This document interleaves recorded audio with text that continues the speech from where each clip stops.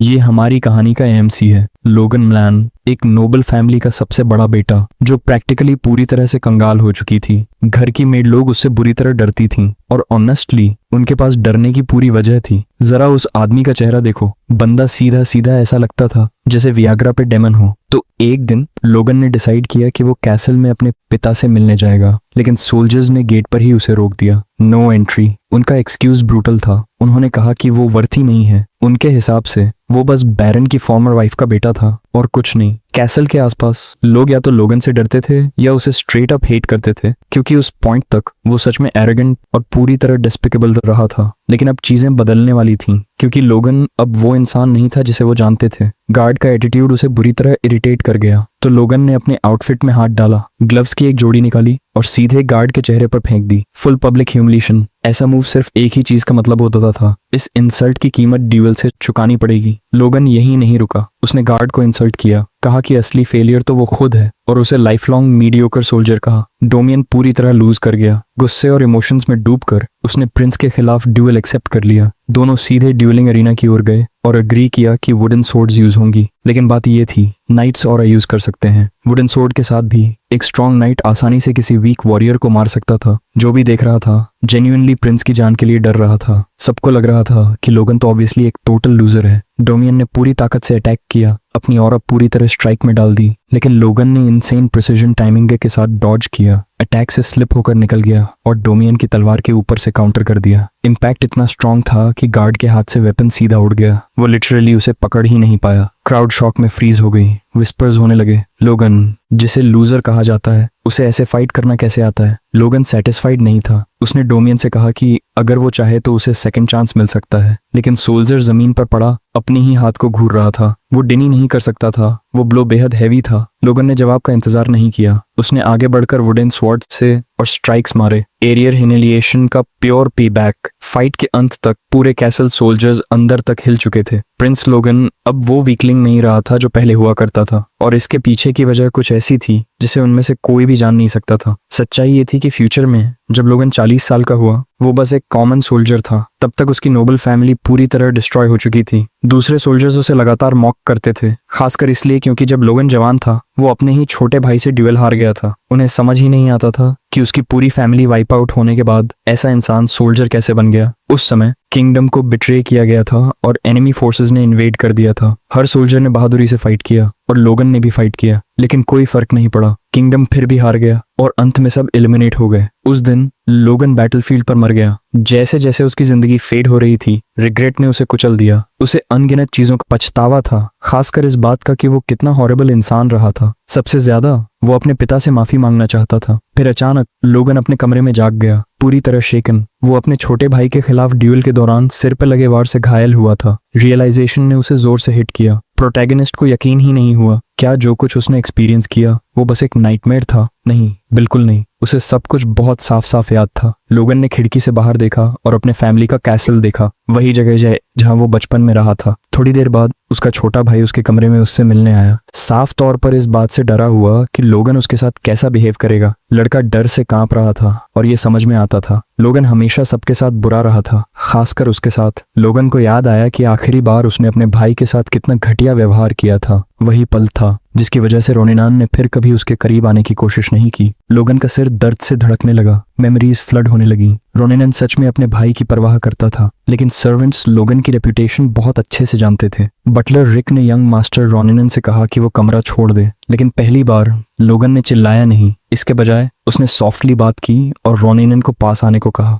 लड़का शॉक में फ्रीज हो गया, बटलर रिक भी। उसे लगा कि आज यंग मास्टर लोगन अजीब बिहेव कर रहा है। लोगन रोनिन की स्ट्रेंथ की तारीफ करना चाहता था, लेकिन वर्ड्स बाहर नहीं आ रहे थे। उसे पता था कि इतने साल ट्रैश की तरह ट्रीट करने के बाद वर्ड्स इनफ नहीं थे। फिर लोगन ने पहली बार अपने भाई को गले लगाया। उसने अपने किए हर काम के लिए माफी मांगी। उसने माना कि वो एक टेरेबल भाई रहा है और रॉनी सच में अमेजिंग है। उस पल कमरे में कोई भी अपने आंसू नहीं रोक पाया। थोड़ी देर बात करने के बाद रोनिन आखिरकार कमरे से चला गया और लोगन अकेला रह गया। प्रोटैगनिस्ट ने फिर से खिड़की से बाहर देखा और उसे यकीन हो गया ये सपना नहीं था, वो टाइम में वापस आ चुका था और इस बार वो चीजें अलग तरीके से करने वाला था। इस बार वो अपनी फैमिली को बचाएगा। एक मेड गलती से कमरे में आ गई और तुरंत माफी मांगने लगी। रिक भी उसके पीछे भागते हुए आया और उसकी तरफ से भी माफी मांगी, समझाते हुए कि मेरी ने जानबूझकर नहीं किया। पूरी सिचुएशन इरिटेटिंग थी। तभी लोगन को एहसास हुआ कि ये कितना रिडिकुलस था कि सब उससे इतना डरते थे, सोचकर कि वो पहले कितना मिजरेबल इंसान था। लोगन ने कहा कि कोई बात नहीं और उनसे पेपर और पेन लाने को कहा। रिक और मैरी तुरंत पैनिक कर गए, सोचने लगे कि क्या यंग मास्टर सच में अब काम करने वाला है। जब वो चीजें ले आए, लोगन ने उन्हें थैंक्स कहा। रिकी स्टंट रह गया, उसके मास्टर ने सच में थैंक यू कहा था। अब सर्वेंट्स को लगने लगा कि वो सपना देख रहे हैं। एक बार फिर लोगन को एहसास हुआ कि वो पहले कितना बड़ा पीस ऑफ ट्रैश था। उसने कहा कि उसे अकेला छोड़ दें ताकि वो काम कर सके, लेकिन शुरू करने से पहले उसे एक इम्पोर्टेंट बात याद आई। एम्पायर के खिलाफ वॉर 10 साल बाद होने वाली थी। वही वॉर उसकी फैमिली को डिस्ट्रॉय करने वाली थी, क्योंकि वो वीक और डेट में डूबी हुई होगी। अब उसका गोल साफ था, वो सिर्फ खुद को नहीं बदलेगा, वो अपनी फैमिली की फेट बदलेगा। इसके अलावा उसके रीजन में एक इंटरनल वॉर सिर्फ 1 साल बाद होने वाला था, जो उसके टेरिटोरी की रेपुटेशन को तोड़ने वाला पहला इवेंट था। काफी देर नॉन स्टॉप पेजेस भरने के बाद लोगन ने डिसाइड किया कि अब अपने पिता से मिलने का टाइम आ गया है। एस्टेट से गुजरते हुए उसने देखा कि स्टाफ इंस्टिंक्टिवली अपना चेहरा घुमा लेते थे, आई कांटेक्ट अवॉइड करते हुए। उन्हें सच में लगता था कि लोगन एक whim पर उनकी जान ले सकता है, और ये डर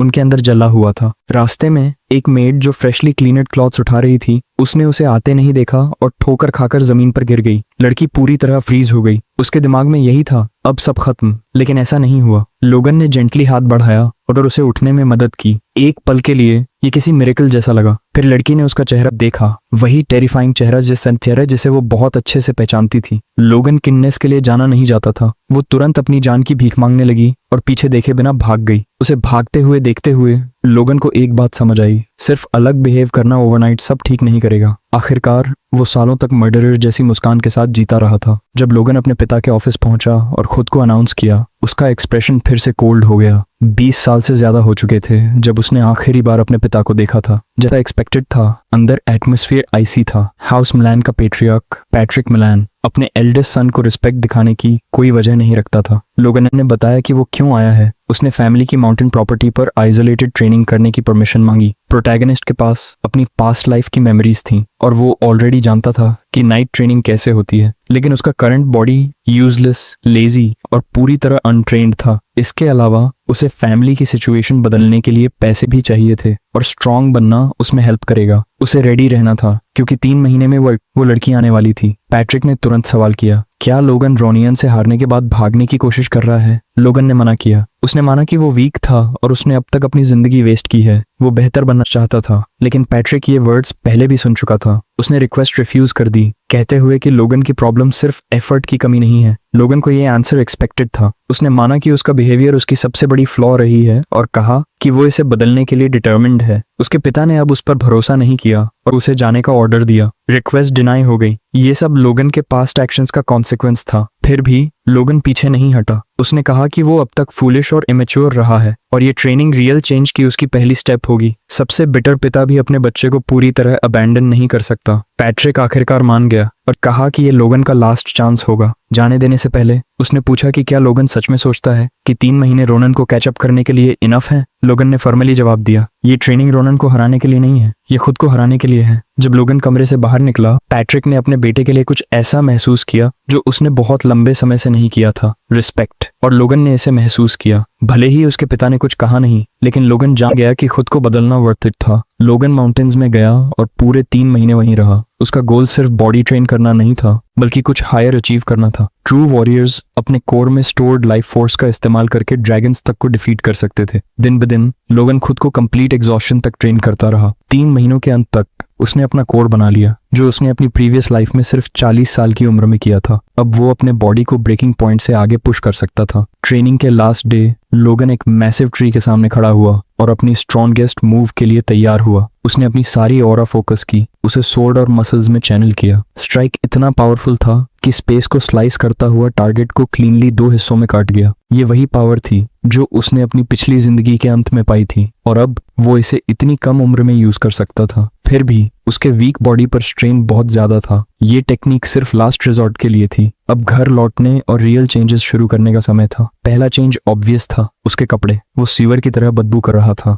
जब लोगन घर लौटा और अपने पिता को प्रोग्रेस दिखाने गया, गार्ड डोमियन ने एंट्रेंस पर उसे रोक दिया, कहते हुए कि बिना ऑथराइजेशन सिर्फ डायरेक्ट MLAN ब्लड वाले ही अंदर जा सकते हैं। उसी पल लोगन को एहसास हुआ कि फैमिली में उसकी अथॉरिटी स्लिपिंग हो रही है। वहीं और उसी वक्त लोगन ने डोमियन को ड्यूएल के लिए चैलेंज किया। उसने कैसल के हर गार्ड को शॉक कर दिया, ट्रेन्ड सोल्जर को एफर्टलेसली डिफीट करके। ये उसकी ट्रेनिंग और कॉम्बैट एक्सपीरियंस का रिजल्ट था और इससे इंश्योर हो गया कि कोई गार्ड दोबारा ऐसा स्टंट नहीं करेगा। बाद में पिता के ऑफिस में लोगन और पैट्रिक ने फिर बात की। पैट्रिक ने माना कि उसने जो देखा वो इम्प्रेसिव था। लोगन के अवेकनिंग को एक्नॉलेज किया और पूछा कि ट्रेनिंग के दौरान क्या हुआ। लोगन को एहसास हुआ कि उसके पिता उसे देख रहे थे, जो उसने कभी एक्सपेक्ट नहीं किया था। उसने समझाया कि उसने बस अपनी ग्रीड छोड़ दी और ट्रेनिंग के दौरान सब कुछ लेट गो कर दिया। उसी माइंडसेट के साथ उसे महसूस हुआ कि एक फोर्स उसके अंदर से उसे भर रही है। लोगन ने रिफ्लेक्ट किया कि भले ही ये अनबिलीवेबल लगे, ये इंसाइट उसकी पास्ट लाइफ से आई थी। तब भी अपनी फैमिली का बदला लेने की चाह छोड़ने के बाद ही वो फोर्स यूजर बना था। 40 की उम्र के बाद अवेकन हुआ था। पैट्रिक इस बात से इम्प्रेस्ड हुआ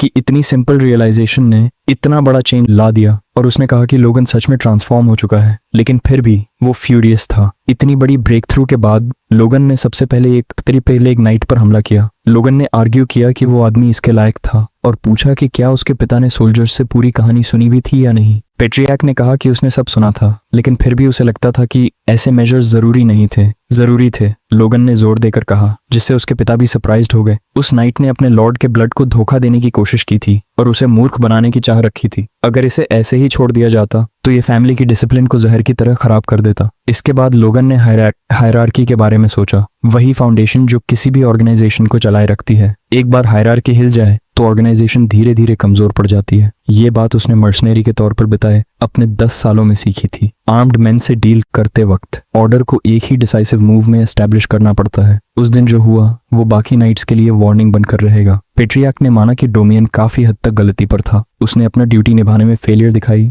और लोगन को ट्रिक करने की कोशिश की। फिर भी उसे लगा कि लोगन के एक्शंस रिस्की थे और फ्यूचर में उसे थोड़ा होल्ड बैक करना चाहिए। लोगन इस बात से शॉक में था कि उसके पिता ने उसे इतनी आसानी से माफ कर दिया, खासकर जब वो अपनी पिछली जिंदगी से कंपेयर कर रहा था। लोगन का एक्सप्रेशन देखकर पेट्रियाक ने मजाक में पूछा कि क्या वो पनिशमेंट चाहता है। लोगन ने जवाब दिया कि वो ठीक है। पेट्रियाक ने कॉन्वर्सेशन खत्म करते हुए कहा कि वो अब भी लोगन के केस से अग्री नहीं करता और उसे वार्निंग दी कि बिना परमिशन दोबारा ऐसा कभी न करे, खास तौर पर तब जब उसे ऑफिशियली अपना रैंक भी नहीं मिला है। लोगन ने रिस्पेक्ट के साथ कहा कि वो ये बात याद रखेगा। इसके थोड़ी देर बाद लोगन के पिता ने अनाउंस किया कि उसकी फियांसे रीना जल्द ही विजिट करने वाली है। पहली नजर में लोगन सरप्राइज लगा, लेकिन वो सरप्राइज नहीं था, वो प्योर एक्साइटमेंट था। कैश पाने का दिन आखिरकार पास आ रहा था। Right on Q princess Reena valves को फॉर्मली इंट्रोड्यूस किया गया। वहां मौजूद हर लेडी पूरी तरह साइलेंट हो गई, उसकी ब्यूटी से स्टंडन होकर, और हर गार्ड इंस्टेंटली लोगन से जेलाउस हो गया। रीना आगे बढ़ी और ग्रेसफुली लॉर्ड एमलैन को ग्रीट किया, कहा कि बहुत समय हो गया है और पोलाइटली उनकी वेलबींग के बारे में पूछा। पैट्रिक मैलान उसकी अपीयरेंस देखकर कुछ पल के लिए स्टंट हो गया और बोला कि पिछली बार देखने के बाद से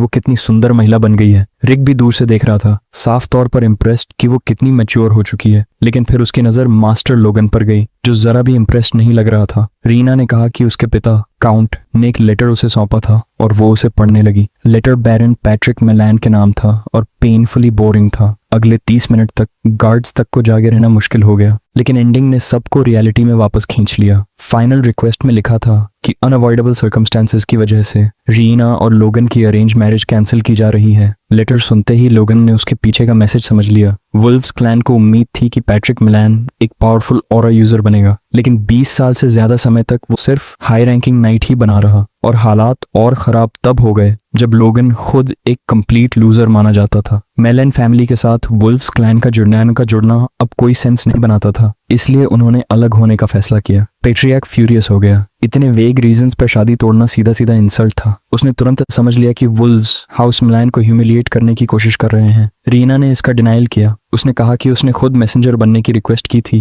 क्योंकि उसे डर था कि पेट्रियाक उनकी इंटेंशंस को गलत समझ सकता है। वो फेस टू फेस सब क्लियर करना चाहती थी। उसने अपने बचपन की विविड मेमोरीज के बारे में बताया। जब उसने 1 साल मिलान रेजिडेंस में बिताया था, उसे पीसफुल डेज, सुंदर सराउंडिंग्स और लोगन के साथ बिताए अच्छे पल याद थे। वो मेमोरीज उसके लिए बहुत मायने रखती थीं और वो उन्हें छोड़ना नहीं चाहती थी। लेकिन वो अपने फैमिली की विल से बंधी थी और अपने सुपीरियर्स की आज्ञा मानने के अलावा उसके पास कोई चॉइस नहीं थी। वो सिर्फ इतना कर सकती थी कि खुद आकर लोगन और पेट्रियाक से माफी मांगे। सब लोग इमोशनल हो गए, बुदबुदाने लगे कि उसका दिल भी उसके चेहरे जितना सुंदर है। सब लोग सिवाय लोगन, उसकी स्टेपमदर मैरी और डैडी पेट्रियाक के। मैरी ने ब्लंटली पूछा कि ब्रेकअप की असली वजह क्या थी। उसने डिमांड की कि ये वे अनअवॉइडेबल सर्कमस्टेंसेस असल में क्या थी। लोगन ने अपनी स्टेप मदर रॉनियन की बायोलॉजिकल मदर के बारे में सोचा, जिसने सक्सेशन इशू की वजह से हमेशा उसे दुश्मन की तरह ट्रीट किया था। उसे उम्मीद नहीं थी कि वो इंटरफेयर करेगी, लेकिन फैमिली ऑनर क्लियरली अलग मैटर था। रीना ने फिर माफी मांगी और सवाल अवॉइड किया, कहती कि उसे असली वजह पता नहीं है। उसने समझाया कि क्योंकि उसे सिर्फ किसी और फैमिली में मैरी करना था, उसके पिता ने कभी उससे इंपॉर्टेंट मैटर्स डिस्कस ही नहीं किए। मैरी और गुस्सा हो गई और कंक्लूड किया कि इसी वजह से रीना बिना किसी क्लियर जस्टिफिकेशन के ब्रेकअप अनाउंस करने आई थी। रीना विजिबली टेरिफाइड थी। उसका वाइट ड्रेस पसीने से पिघले मेकअप से स्टेन हो चुका था। उसने मिलान फैमिली की तरफ देखा और अनाउंस किया कि इनकन्वीनियंस की कॉम्पेंसेशन के तौर पर Wolves clan 3 million gold pieces देने को तैयार है। एमलैन का फाइनेंशियल मैनेजर ड्वेन एफेजेनर वहीं का वहीं ऑलमोस्ट हार्ट अटैक का शिकार हो गया। लोगन दूसरी तरफ थ्रिल्ड था। उसे लगा कि पैसा आखिरकार उसका हो गया, लेकिन नो चांस। पैट्रिक गुस्से से ऑलमोस्ट एक्सप्लोड हो गया और पूछा कि उसने ऐसा प्रपोज करने की हिम्मत कैसे की। वुल्फ हाउस का एक नाइट तुरंत रीना के सामने आ गया, उसे प्रोटेक्ट करते हुए, और पैट्रिक से काम होने की रिक्वेस्ट की। पैट्रिक ने पूछा कि क्या वो भी उसी की तरह हाई रैंकिंग नाइट है, ये मानते हुए कि इतनी कम उम्र में उस लेवल तक पहुंचना इंप्रेसिव है। फिर उसने कहा कि शायद वुल्व्स फैमिली के राइजिंग स्टार को इंजर करना मिलेन्स के अपमान की फेयर कॉम्पेंसेशन होगी। नाइट ने जवाब दिया कि उसका मास्टर कायरन वुल्व्स लॉर्ड मिलान को ऑनरेबल आदमी मानता है और कभी यंग प्रिंसेस या किसी कम उम्र के व्यक्ति को टारगेट नहीं करेगा। रीना ने भी कहा कि वो ऑनर को पैसे से खरीदना नहीं चाहती। उसने गोल्ड को सिर्फ एक सिंसियर जेस्चर के तौर पर एक्सेप्ट करने की रिक्वेस्ट की ताकि दोनों फैमिलीज की फ्रेंडशिप बनी रहे। पेट्रियाक ने दांत भींच लिए। अगर वो और आगे बढ़ता तो अपना ही ऑनर खो देता। उसे समझ आ गया कि कैरन ने इन्हीं यंग लोगों को क्यों भेजा था। पेट्रियाक ने कहा कि गेस्ट तो गेस्ट ही होता है, भले ही वो बैड लक लेकर आए, और हाउस मिलान कभी अपने मेहमानों को नुकसान नहीं पहुंचाएगा। हालांकि उसने वुल्व्स क्लैन की वन साइडेड ऑफर को फर्मली रिफ्यूज कर दिया। हाउस मिलान को सिर्फ एक चीज चाहिए थी, प्रिंसेस रीना वुल्फ खुद लोगन से पर्सनली और सिंसियरली माफी मांगे। पैट्रिक ने साफ कर दिया कि वो किसी और कॉम्पेंसेशन को एक्सेप्ट नहीं करेगा। उसी पल लोगन बीच में आया। डायरेक्टली इन्वॉल्व्ड होने के नाते उसने कहा कि उसकी एक रिक्वेस्ट है। अंदर ही अंदर लोगन जानता था कि उन्हें पैसा एक्सेप्ट करना ही पड़ेगा। सिर्फ वर्ड्स के साथ उन्हें छोड़ देना पागलपन था। 3 मिलियन गोल्ड हाउस एमएलएन का पूरा एनुअल बजट था। उनकी करंट फंड्स का आधा हिस्सा उसकी स्टेपमदर की फैमिली से आता था, और अगर वो सपोर्ट खत्म हो गया तो वो इंस्टेंटली बैंकरप्ट हो जाते। और किसके लिए? ऑनर के लिए। लोगन को लगा जैसे सबने अपना दिमाग खो दिया हो। लोगन ने अपने पिता से कहा कि वो वुल्व्स की टर्म्स एक्सेप्ट करना चाहता है। पेट्रियाक फिर से फ्यूरियस हो गया और पूछा कि क्या लोगन उसे अपने वर्ड से पीछे हटने पर मजबूर करना चाहता है। लोगन ने अपने पिता पर पड़े प्रेशर के बारे में सोचा। ऑरा के बिना भी पैट्रिक एक हाई रैंकिंग नाइट था, लेकिन किंगडम के बड़े लोगों के सामने वो कुछ भी नहीं था। अगर वो ये हैंडल नहीं कर पाया तो कभी आगे नहीं बढ़ पाएगा। पेट्रियाक ने इंसिस्ट किया कि हाउस इमलैन इतना गरीब नहीं है कि पैसे के बदले अपना ऑनर बेच दे। लोगन ने गहरी सांस ली और कहा वो एग्जैक्टली उतने ही गरीब हैं। उसने एक्सप्लेन किया कि हाउस एमलैन पहले से ही बैंक का 3 मिलियन गोल्ड ओड है। सिर्फ एनुअल इंटरेस्ट ही 1,50,000 गोल्ड है कि उसके पैसे के बिना वो कब के बैंकरप्ट हो चुके होते। वो किंगडम की सबसे बड़ी बेगर फैमिली है। इसके अलावा वो जिस किंगडम की सेवा करते हैं उसका भी 2 मिलियन गोल्ड से ज्यादा कर्ज है। सिर्फ अपोलॉजी के साथ इस मैटर को सेटल करना ये अफवाह फैला देगा कि उन्होंने वॉल्व्स के सामने सिर झुका दिया। रीना ने इंटरवीन करने की कोशिश की, कहती कि वुल्व्स क्लैन इरेशनल नहीं है और हाउस एमलैन के ऑनर की रिस्पेक्ट करता है। लोगन ने तुरंत पूछा क्या उसे सच में यूनिलैटरल एंगेजमेंट ब्रेक करना रैशनल लगता है। लोगन की पास्ट लाइफ की एक मेमोरी उभर आई। तब उसने माना था कि रीना सेपरेशन से जेन्युइनली दुखी है, लेकिन एक इंसिडेंट के बाद वो बिलीफ टूट गया। उसे याद आया एक बार वो दोनों बेडरूम में अकेले थे। रीना ने उसे आने के लिए थैंक्स कहा और बोली कि भले ही आज सब खत्म हो जाए, वो एक आखिरी मेमोरी साथ बनाना चाहती है। लोगन ने ये मानते हुए कि उसकी नोबल लाइफ खत्म हो चुकी है, उससे उसी रात उसके साथ भाग चलने को कहा। तभी उसने उसके चेहरे पर चाकू फेंक दिया, जिससे उसे बचाव में तलवार निकालनी पड़ी। रीना ने अपने ही कपड़े फाड़ दिए और उस पर आरोप लगाया कि वो सोचता है कि उसके जैसा इंसान उसे डिजर्व करता है। उसने उसका मजाक उड़ाया, उसे उसकी औकात याद दिलाई और पूछा कि वो बच्चे से हारने के बाद भी तलवार क्यों उठाए घूमता है। बाहर भयंकर तूफान चल रहा था और वो चिल्लाते हुए लोगन पर असॉल्ट की कोशिश का आरोप लगा रही थी। तलवार पहले से ड्रॉन थी, इसलिए झूठ पर यकीन करना आसान था। लोगन को याद आया कि कैसे उस पर पहले ही अनगिनत आरोप लग चुके थे, यहाँ तक कि उसकी अपनी फैमिली भी उस पर भरोसा नहीं करती थी। आखिरकार हाउस मिलान को वुल्व्स से माफी मांगनी पड़ी और भारी कॉम्पेंसेशन देनी पड़ी। रियना की वजह से लोगन कभी किसी औरत पर भरोसा नहीं कर पाया। उसने उसे स्ट्रीट लेवल इंसान समझा और कसम खाई कि इस बार वो उसे बचकर निकलने नहीं देगा। ये सब याद करने के बाद लोगन ने अपना प्लान रिकंसिडर किया। वो धीरे धीरे रेपुटेशन रीबिल्ड करना चाहता था, लोगों को दिखाना चाहता था कि वो बदल चुका है। लेकिन डेमियन के साथ फाइट ने उसे एक क्रूशल बात सिखा दी। सोल्जर्स ने उसके अपमान को इग्नोर किया और उसके भाई से हार की रूमर्स उसके दूर रहने के दौरान फैल चुकी थीं। ऐसे लोगों को जीतकर फैमिली ट्रांसफॉर्म नहीं की जा सकती। रीजनल वॉर में सिर्फ 9 महीने बचे थे। रेपुटेशन अब मैटर नहीं करती थी, फैमिली को बचाना करता था। लोगन ने अपना प्राइड निगल लिया और रीना से कहा कि वो वुल्व्स क्लैन की कॉम्पेंसेशन एक्सेप्ट करेगा, चाहे इसके लिए उसे अपनी फैमिली के खिलाफ ही क्यों न जाना पड़े। रीना बोल नहीं पाई। पेट्रियार्क गुस्से से फट पड़ा और पूछा कि लोगन को उसकी इच्छा के खिलाफ जाने की हिम्मत कैसे हुई। लोगन ने कामली जवाब दिया कि वो एम्प्टी अपॉलॉजीज से सेटिस्फाइड नहीं है। उसके शब्दों ने पेट्रियार्क को स्टंट कर दिया। हवा में उड़ जाने वाले वर्ड्स की कोई वैल्यू नहीं होती और उन पर बना ऑनर भी उतना ही हल्का होता है। रीना ने सिचुएशन संभालने की कोशिश की, कहती कि वुल्व्स क्लैन बैरन के डिसीजन को मानना चाहता है और पैट्रिक से पूछा कि वो क्या चूज करता है। लोगन ने उसकी एक्टिंग समझ ली। वो अपने पिता की रेपुटेशन बचाने की कोशिश कर रही थी और 3 मिलियन गोल्ड देने से डर रही थी। पेट्रियार्क ने रीना की तरफ देखा और डिक्लेयर किया कि हाउस मिलान का हेड होने के नाते वो सिर्फ सिंसियर अपॉलॉजी एक्सेप्ट करेगा, लेकिन अपॉलॉजी सिंसियर है या नहीं ये डिसाइड करने का अधिकार वो लोगन को देगा। मैरी फ्यूरियस थी। पैट्रिक ने लोगन को केयरफुली सोचने की वार्निंग दी, कहते हुए कि डिसऑनर के बदले पैसा एक्सेप्ट करना फ्यूचर में ऑनर को फिर से ट्रेड करने का रास्ता खोल देगा। लोगन ने एक पल की भी हेजिटेशन नहीं दिखाई। ब्रोकन एंगेजमेंट में डायरेक्टली इन्वॉल्व होने के नाते उसने वुल्व्स क्लैन की कॉम्पेंसेशन एक्सेप्ट कर ली। इस डिसीजन ने मैरी को शॉक कर दिया और रीना को विजिबली अपसेट कर दिया। पैट्रिक ने डिसअपॉइंटेड होकर कहा कि उसे लगा था लोगन सुधर गया है, लेकिन वो और भी बुरा हो गया है। उसने खुद को ब्लेम किया कि वो उसे ऑनर की ट्रू वैल्यू सिखा नहीं पाया। लोगन ने बाहर से कुछ नहीं कहा, लेकिन अंदर ही अंदर वो जानता था कि वो जो कुछ कर रहा है अपनी फैमिली के लिए कर रहा है। अपने कमरे में रीना वॉल्व्स से हैंडसम कंपनसेशन लेने के बाद लोगन दरवाजे की नॉक से इंटरप्ट हुआ। रिक समझकर उसने कैजुअली अंदर आने को कहा, लेकिन रिक की जगह फैमिली का फाइनेंशियल एडवाइजर ड्वेन अंदर आया। उसे देखते ही लोगन सोचने लगा कि ये आदमी क्या प्लॉट कर रहा है। ड्वेन के दिमाग में थॉट्स की एक लंबी ट्रेन चल रही थी। हाउस मिलान का फाइनेंशियल एडवाइजर होने के नाते उसे हर साल श्रिंकिंग बजट के साथ पूरा एस्टेट मैनेज करना पड़ता था। एक तरफ सोल्जर्स बेटर वेपन्स की डिमांड करते थे और दूसरी तरफ सर्वेंट्स सर्दी में सर्वाइव करने के लिए सप्लाइजेस जुटाने में जूझते थे। फाइनेंशियल गैप्स भरने के लिए ड्वेन अपना ज्यादातर समय पैट्रियार्क्स से पैसे मांगने में बिताता था। कई बार वो सच में सोचता था कि वो फाइनेंशियल एडवाइजर है या बेगर्स का किंग। अक्सर उसे लगता था कि अगर ये उसका होम टाउन नहीं होता तो वो कब का रिजाइन कर चुका होता। लेकिन अब हालात आखिरकार बदल गए थे। 3 मिलियन गोल्ड के साथ वो कम से कम कुछ सालों तक चैन से सांस ले सकता था। उसके रास्ते में उसे सिर्फ एक ही ऑब्स्टिकल दिख रहा था, वो इडियट। उसके दिमाग में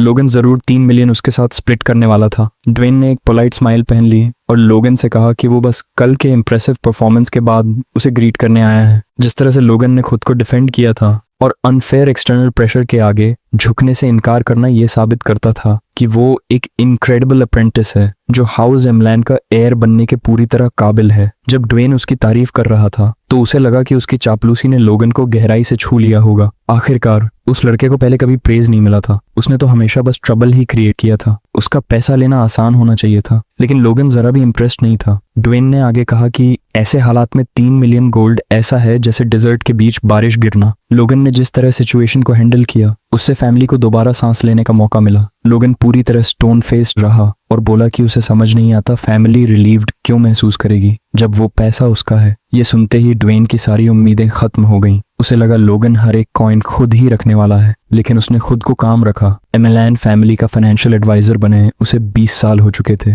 प्राइड निगलना उसकी सेकंड नेचर बन चुका था। ये सिचुएशन भी अलग नहीं थी। अचानक वो रोने लगा। ये रिएक्शन लोगन को चौंका गया। उसने पूछा कि क्या फैमिली की हालत वाकई इतनी खराब है। ड्वेन ने समझाया कि लोगन शायद ये नहीं जानता, लेकिन हाउस मिलान पहले से ही कूपर बैंक का 3 मिलियन गोल्ड का कर्जदार है। वो आगे कहना चाहता था कि सिर्फ इंटरेस्ट ही सालाना 1,50,000 गोल्ड होता है, लेकिन लोगन ने उसे बीच में रोककर खुद ही सेंटेंस पूरा कर दिया। ड्वेन शॉक में उसे घूरने लगा और पूछा कि क्या उसे पहले से पता था। लोगन ने जवाब दिया कि इंटरेस्ट कोई प्रॉब्लम नहीं होना चाहिए, आखिर हार्वेस्ट सीजन चल रहा था और फसल से होने वाली इनकम उसे कवर कर लेगी। ड्वेन ने डेस्परेटली समझाने की कोशिश की कि बैरन को चलाने में ही भारी खर्च आता है और फैमिली हमेशा एक्सट्रीमली टाइट बजट पर ऑपरेट करती है। उसने कहा कि थोड़ी सी मदद भी बहुत फर्क डाल सकती है, लेकिन लोगन ने उसे फिर रोक दिया, साफ कर दिया कि वो ये सब सुनना नहीं चाहता। कंफ्यूज्ड होकर ड्वेन ने पूछा कि लोगन हेल्प क्यों नहीं करना चाहता, खासकर जब उसने पहले बैरन का विरोध फैमिली के लिए ही किया था। लोगन ने उसकी बात मानी। उसने कहा कि वो पैसा फैमिली के बेनिफिट के लिए इस्तेमाल करेगा, लेकिन बैरन के इमीडिएट एक्सपेंसेस कवर करने के लिए नहीं। उसके बजाय उसे फ्यूचर के लिए प्रिपेयर करना था। ड्वेन अंदर ही अंदर फ्यूरियस हो गया। उसे लगा लोगन को कुछ भी समझ नहीं है और उसे तुरंत पैसा सौंप देना चाहिए। तभी लोगन ने शांति से पूछा, क्या फैमिली का डेट चुका देने से सच में कुछ बदल जाएगा? ड्वेन ने आर्ग्यू किया कि बड़ा बजट होने से एस्टेट मैनेज करना कम से कम कुछ सालों के लिए आसान हो जाएगा।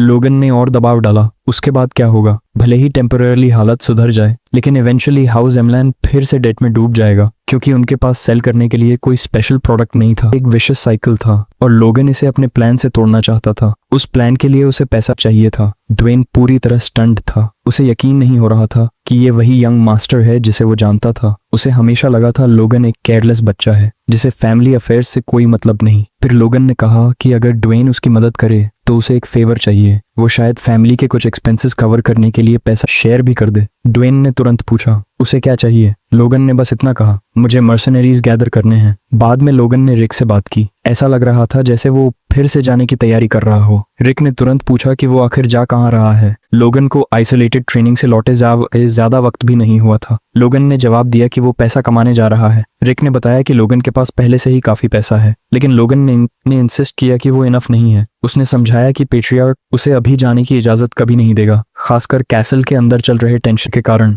लेकिन लोगन परमिशन मांगने वाला नहीं था, वो चुपचाप निकलने वाला था। रिक शॉक में था, लेकिन लोगन को फर्क नहीं पड़ा। उसे पता था कि अगर वो अब अपनी रेपुटेशन नहीं बदल पाया तो कभी नहीं बदल पाएगा। इसका मतलब था फैमिली के बाहर से पावर इकट्ठा करना। खुशकिस्मती से उसे ठीक ठीक पता था कि एस्टेट के बाहर क्या चल रहा है, बिल्कुल अपनी पास्ट लाइफ की तरह। जब उसे फैमिली से निकाल दिया गया था, उसे पहले कदम के तौर पर एक खास इंसान को ढूंढना था। रिक ने उसे समझाने की कोशिश की, कहा कि वो ठीक से सोच नहीं रहा और इस समय फ्यूजिटिव बनना हालात और खराब कर देगा। रिक की जिद से लोगन इरिटेट हो गया। रिक ने पूछा कि अगर वो बस भाग गया तो क्या करेगा, यहाँ तक कि कहा कि अगर लोगन सच में जाना चाहता है तो पहले उसे कुचल कर चला जाए। लोगन सच में ऐसा करने के करीब था। रिक को लोगन की बिल्कुल परवाह नहीं दिखी, तो लोगन ने उसे रिएश्योर किया कि सब ठीक हो जाएगा। वो अपने पिता के लिए एक लेटर छोड़ देगा ताकि किसी को रिक को ब्लेम करने का मौका न मिले। रिक ने पूछा कि वो लेटर में क्या लिखेगा, लेकिन लोगन बस मुस्कुरा दिया। आखिरकार रिक ने राहत की सांस ली। लोगन के गायब होने के बाद रिक ने वो लेटर पेट्रियार्क को दिया, जो ऐसा लग रहा था मानो डी-डे को बच्चों का खेल बना देगा।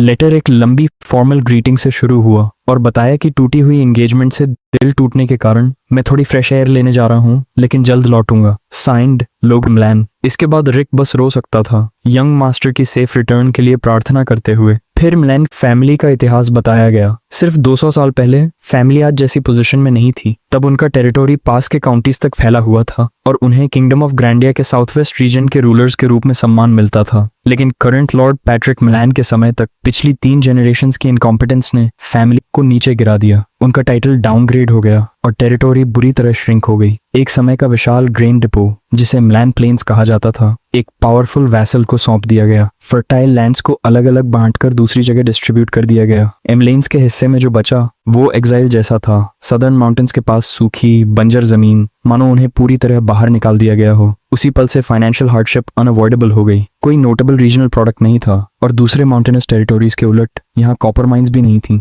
लोगन ने सोचा कि भले ही वो आने वाला रीजनल वॉर जीत भी लें, फिर भी उन्हें किरोस से भीख मांगते रहना पड़ेगा। इस एंडलेस साइकिल को तोड़ने के लिए उसे बहुत ज्यादा पैसा चाहिए था, उस 3 मिलियन गोल्ड से भी कहीं ज्यादा जो उसके पास अभी था। और उसे पता था कि एक इंसान है जो इसमें उसकी मदद कर सकता है। जब लोगन कायरो पहुंचा, ग्रैंडिया का सबसे बड़ा कमर्शियल सिटी, हर तरफ आवाजों का शोर था। Merchants rings, shields, fresh fruits और वेजिटेबल्स के ऑफर्स चिल्ला चिल्ला कर बेच रहे थे। शहर में चलते हुए लोगन को एहसास हुआ कि म्लैन बैरन असल में कितना रिमोट एंड मिजरेबल था। उसकी मेमोरीज के मुताबिक जिस आदमी को वो ढूंढ रहा था, उसने अपनी यूथ कायरो में बिताई थी और रूमर्स थे कि वो अब भी आसपास ही रहता है। उस आदमी को गोल्डन बीटल फिलिप क्लॉड कहा जाता था। वो एरीज एम्पायर का की फिगर था, कॉन्टिनेंट की सबसे ताकतवर नेशन। एम्पायर मेरिट पर बना सेंट्रलाइज्ड पावर था, जहां सिर्फ टैलेंट के दम पर कोई भी ऊपर उठ सकता था। एज या जेंडर मायने नहीं रखते थे, फॉरेनर्स भी वहां पावर और वेल्थ हासिल कर सकते थे। फिलिप क्लॉड इसका परफेक्ट एग्जाम्पल था। ग्रैंडिया में जन्मा, वो एम्पायर के सबसे अमीर मर्चेंट्स में से एक और पूरे कॉन्टिनेंट का सबसे बड़ा आर्म्स डीलर बना। बहुतों के लिए वो ग्रैंडिया का ट्रेजर था, लेकिन असल में गोल्डन बीटल कहलाने के बावजूद फिलिप ने चुपचाप अपने होमलैंड के लोगों की मदद की और अपनी वेल्थ से ग्रैंडिया की सॉवरेंटी का मिरेकल खड़ा किया। जैसे जैसे लोगन सड़कों पर चला, उसने बीच सड़क पर खड़े एक यंग मैन को देखा और सोचा, क्या यही वो है? वो लड़का अभी अभी स्कैम का शिकार हुआ था और खाली नजर से आगे देख रहा था। सोच रहा था कि बिना एक भी कॉइन के वो जिंदा कैसे रहेगा। लोगन ने सुना था कि फिलिप का बिजनेस स्कैम की वजह से कोलैप्स हो गया था, लेकिन उसे अपनी आंखों से देखना कल्पना से कहीं ज्यादा भयानक था। लड़का डिस्पेयर में डूबता जा रहा था, यहाँ तक कि सब कुछ खत्म करने के बारे में भी सोच रहा था। लोगन उसके पास गया और बात शुरू करने की कोशिश की, पूछते हुए कि क्या वो फिलिप क्लॉ है। फिलिप ने सस्पिशियस होकर कॉन्फर्मेशन दी और पूछा कि लोगन कौन है। लोगन की लाल आंखों, स्टेडी गेज और वॉर्न आर्मर को देखकर फिलिप ने मान लिया कि ये यंग मैन डेंजरस है। लोगन ने कहा कि वो बस थोड़ी बात करना चाहता है, लेकिन फिलिप वेरी रहा और सवाल किया कि लोगन उसे जानता भी कैसे है। तब फिलिप ने लोगन की आंखों में कुछ देखा, वही चीज जो वो अनगिनत टाइम्स देख चुका था, ग्रीड। उसने तुरंत सोच लिया कि ये पुराना आर्मर पहने लड़का ऐसे टाइमिंग पर आया है, जरूर कोई मर्सनरी थग होगा। लोगन ने खुद को समझाने की कोशिश की, लेकिन फिलिप पैनिक में चिल्लाने लगा कि पेमेंट डेडलाइन अभी नहीं आई है। उसने कहा कि उसकी कमर्शियल प्रॉपर्टी की सेल 3 दिन में फाइनलाइज होगी और लोगन को तब वापस आने को कहा। लोगन ने अश्योर किया कि वो डेट कलेक्ट करने नहीं आया। फिलिप पागल कुत्ते की तरह चिल्लाता रहा, कहता रहा कि उसकी कोई सेल पूरी नहीं हुई और लोगन को जाने का हुक्म दिया। लोगन ने फिर से उसे शांत करने की कोशिश की। मैं पैसा लेने नहीं, इन्वेस्ट करने आया हूँ। ये सुनते ही फिलिप फ्रीज हो गया। उसने पूछा कि क्या लोगन सीरियस है। लोगन ने कंफर्म किया। फिलिप सोचने लगा, अगर ये आदमी डेट कलेक्ट करने नहीं आया तो ये पागल ही होगा जो पूरी तरह फेल्ड इंसान में इन्वेस्ट करना चाहता है। फिर भी उसके मन का एक हिस्सा सोच रहा था कि शायद लोगन सच बोल रहा हो। उसने पूछा कि लोगन कितना इन्वेस्ट करना चाहता है। लोगन ने सवाल पलट दिया, तुम्हें कितना चाहिए, और कहा कि वो उसका डेट क्लियर करेगा और उसे दोबारा खड़ा होने में मदद करेगा। फिलिप सस्पिशियस रहा और लोगन के एक्सप्रेशन और मिट्टी से सने आर्मर को ध्यान से देखा। उसने अंदाजा लगाया कि लोगन ने लंबा सफर तय किया है। जब लोगन ने फिर अमाउंट के लिए दबाव डाला तो फिलिप भड़क गया। उसने उसे डिस्गस्टिंग स्काउंड्रल कहा और आरोप लगाया कि वो भी बाकी लोगों की तरह उसे ट्रिक करना चाहता है। उसने कहा कि लोगन कोई इन्वेस्टर नहीं है और उसके आर्मर का क्रेस्ट उसे साउथ वेस्ट के एमएलएन बैरन का मेंबर दिखाता है। फिलिप के लिए मिलेन्स बस बेगर्स थे जो अपने अमीर रिश्तेदारों पर जीते थे। जो फैमिली अपने डेट्स नहीं चुका सकती, वो इन्वेस्ट कैसे करेगी। उसने लोगन को वार्न किया कि नोबल का इम्पर्सनेशन करने पर उसे एग्जीक्यूट किया जा सकता है और कहा कि लोगन ने गलत टारगेट चुना है क्योंकि वो पूरी तरह ब्रोक है। लोगन ने सिचुएशन को शांत दिमाग से एनालाइज किया। रॉक बॉटम पर भी फिलिप की जजमेंट शार्प थी, एग्जैक्टली वैसी जैसी फ्यूचर टाइकून से एक्सपेक्ट की जाती है। फिलिप सड़क पर रैंट कर रहा था, खाने के लिए पैसे नहीं है, मरने के लिए भी नहीं। तभी लोगन को एक आइडिया आया। उसने फिलिप से ध्यान देने को कहा और अपनी ऑरा रिलीज की। फिलिप स्तब्ध रह गया। जो इंसान इतनी जल्दी फोर्स अवेकन कर ले वो पेटी स्कैम पर इसे बर्बाद नहीं करेगा। उसने माफी मांगी, माना कि हाल में बहुत कुछ हुआ है और वो जरूरत से ज्यादा सेंसिटिव हो गया था। उसने पूछा लोगन असल में उससे क्या चाहता है। लोगन ने जवाब दिया कि वो उसे परमानेंटली हायर करना चाहता है और बोनस के तौर पर उसका सारा डेट चुका देगा। फिलिप फिर सस्पिशियस हो गया और पूछा कि क्या एमलैन फैमिली के पास सच में इतना पैसा है। लोगन ने डेट पूछा, करीब 2,50,000 गोल्ड, और कहा कि वो भी चुकाएगा और ऊपर से 3 लाख गोल्ड और देगा। फिर उसने अपने पास रखा कैश दिखाया। फिलिप लोगन को ऐसे घूर रहा था जैसे वो कोई एंजल हो। उसने तुरंत कॉन्ट्रैक्ट साइन कर दिया। कॉन्ट्रैक्ट के टर्म्स सिंपल लेकिन टेरिफाइंग थे। अगर फिलिप ने कभी जानबूझकर अपने बॉस को नुकसान पहुंचाने की कोशिश की तो उसे असहनीय दर्द होगा, जैसे उसकी आत्मा फाड़ दी जा रही हो। कॉन्ट्रैक्ट सील करने वाली विच ने समझाया कि अगर फिलिप को टर्म्स पसंद नहीं है तो वो अपनी फोर्स अवेकन करके कम से कम हाई रैंकिंग नाइट बन सकता है या 4 सर्कल मेज हायर कर सकता है या कॉन्ट्रैक्ट की कीमत से सैकड़ों गुना ज्यादा देकर कर्ज तोड़ सकता है। फिलिप फिर से स्पीचलेस रह गया। विच ने कैजुअली उन्हें डिसमिस कर दिया और कहा कि कभी वापस आना। फिलिप सोचने लगा कि क्या वो पूरी तरह फंस चुका है। उसे एहसास हुआ कि मैजिक कॉन्ट्रैक्ट का एक पन्ना ही 30 स्लेव्स के बराबर होता है। मतलब उसने लोगन को अपना सेवियर बनाने के लिए एक फॉर्चून चुका दी थी। लोगन ने समझाया कि जब तक वे एक दूसरे को ठीक से नहीं जानते ट्रस्ट नहीं हो सकता। अगर वो फॉर्च्यून इन्वेस्ट कर रहा है तो उसे गारंटी चाहिए। ट्रस्ट बनने के बाद कॉन्ट्रैक्ट हटा दिया जाएगा। उसने हाथ आगे बढ़ाया। फिलिप ने सोचा कॉन्ट्रैक्ट में कोई डेडलाइंस या कंडीशंस नहीं थी, पूरा मेस था, लेकिन उसके पास चॉइस नहीं थी। उसने लोगन का हाथ थाम लिया। जब उसने पूछा कि सबसे पहले उसे क्या करना है, लोगन ने जवाब दिया, हमें मॉन्स्टर मीट खरीदनी है। फिलिप ने तुरंत उसे एक साइकोपैथ। लोगन ने सोचा कि ऐसी रिएक्शन आना बिल्कुल अंडरस्टैंडेबल था। मॉन्स्टर का ब्लड और फ्लैश जहरीला होता है और उन्हें जला देना कॉमन सेंस माना जाता था, लेकिन कुछ ही सालों में सब कुछ बदलने वाला था। जैसे ही ये बात फैली कि मॉन्स्टर ब्लड को कॉमन इंग्रेडिएंट्स की मदद से न्यूट्रलाइज किया जा सकता है, फूड स्केर्स रीजन्स में लोगों ने मॉन्स्टर्स को कंज्यूम करना शुरू कर दिया। उस सर्दी में कैलक मीट खाने के बाद डेफिशिएंसी के केसेस गायब होने लगे। यहाँ तक कि जिन लोगों को इंजरीज की वजह से स्टेरिलिटी हो गई थी, उनमें भी इंप्रूवमेंट दिखने लगा। एक साल बाद रॉयल मैजिक टावर ने इन फाइंडिंग्स को ऑफिशियली कंफर्म कर दिया। कैलक मॉन्स्टर पूरे कॉन्टिनेंट से गायब हो गया, क्योंकि फर्टिलिटी बढ़ाने वाला साबित होते ही उस स्पीशीज का पूरी तरह से शिकार करके उसे एक्सटिंक्ट कर दिया गया। इस नॉलेज के साथ लोगन जानता था कि वो आसानी से 30 लाख गोल्ड कमा सकता है, बल्कि ये अमाउंट इससे कहीं ज्यादा भी हो सकती थी। इस पर डिपेंड करता था कि वो कितना स्टॉक सिक्योर कर पाता है। ऐसे किसी पागल आदमी के साथ चलते हुए फिलिप ने डिसअपॉइंटमेंट के साथ लोगन की तरफ देखा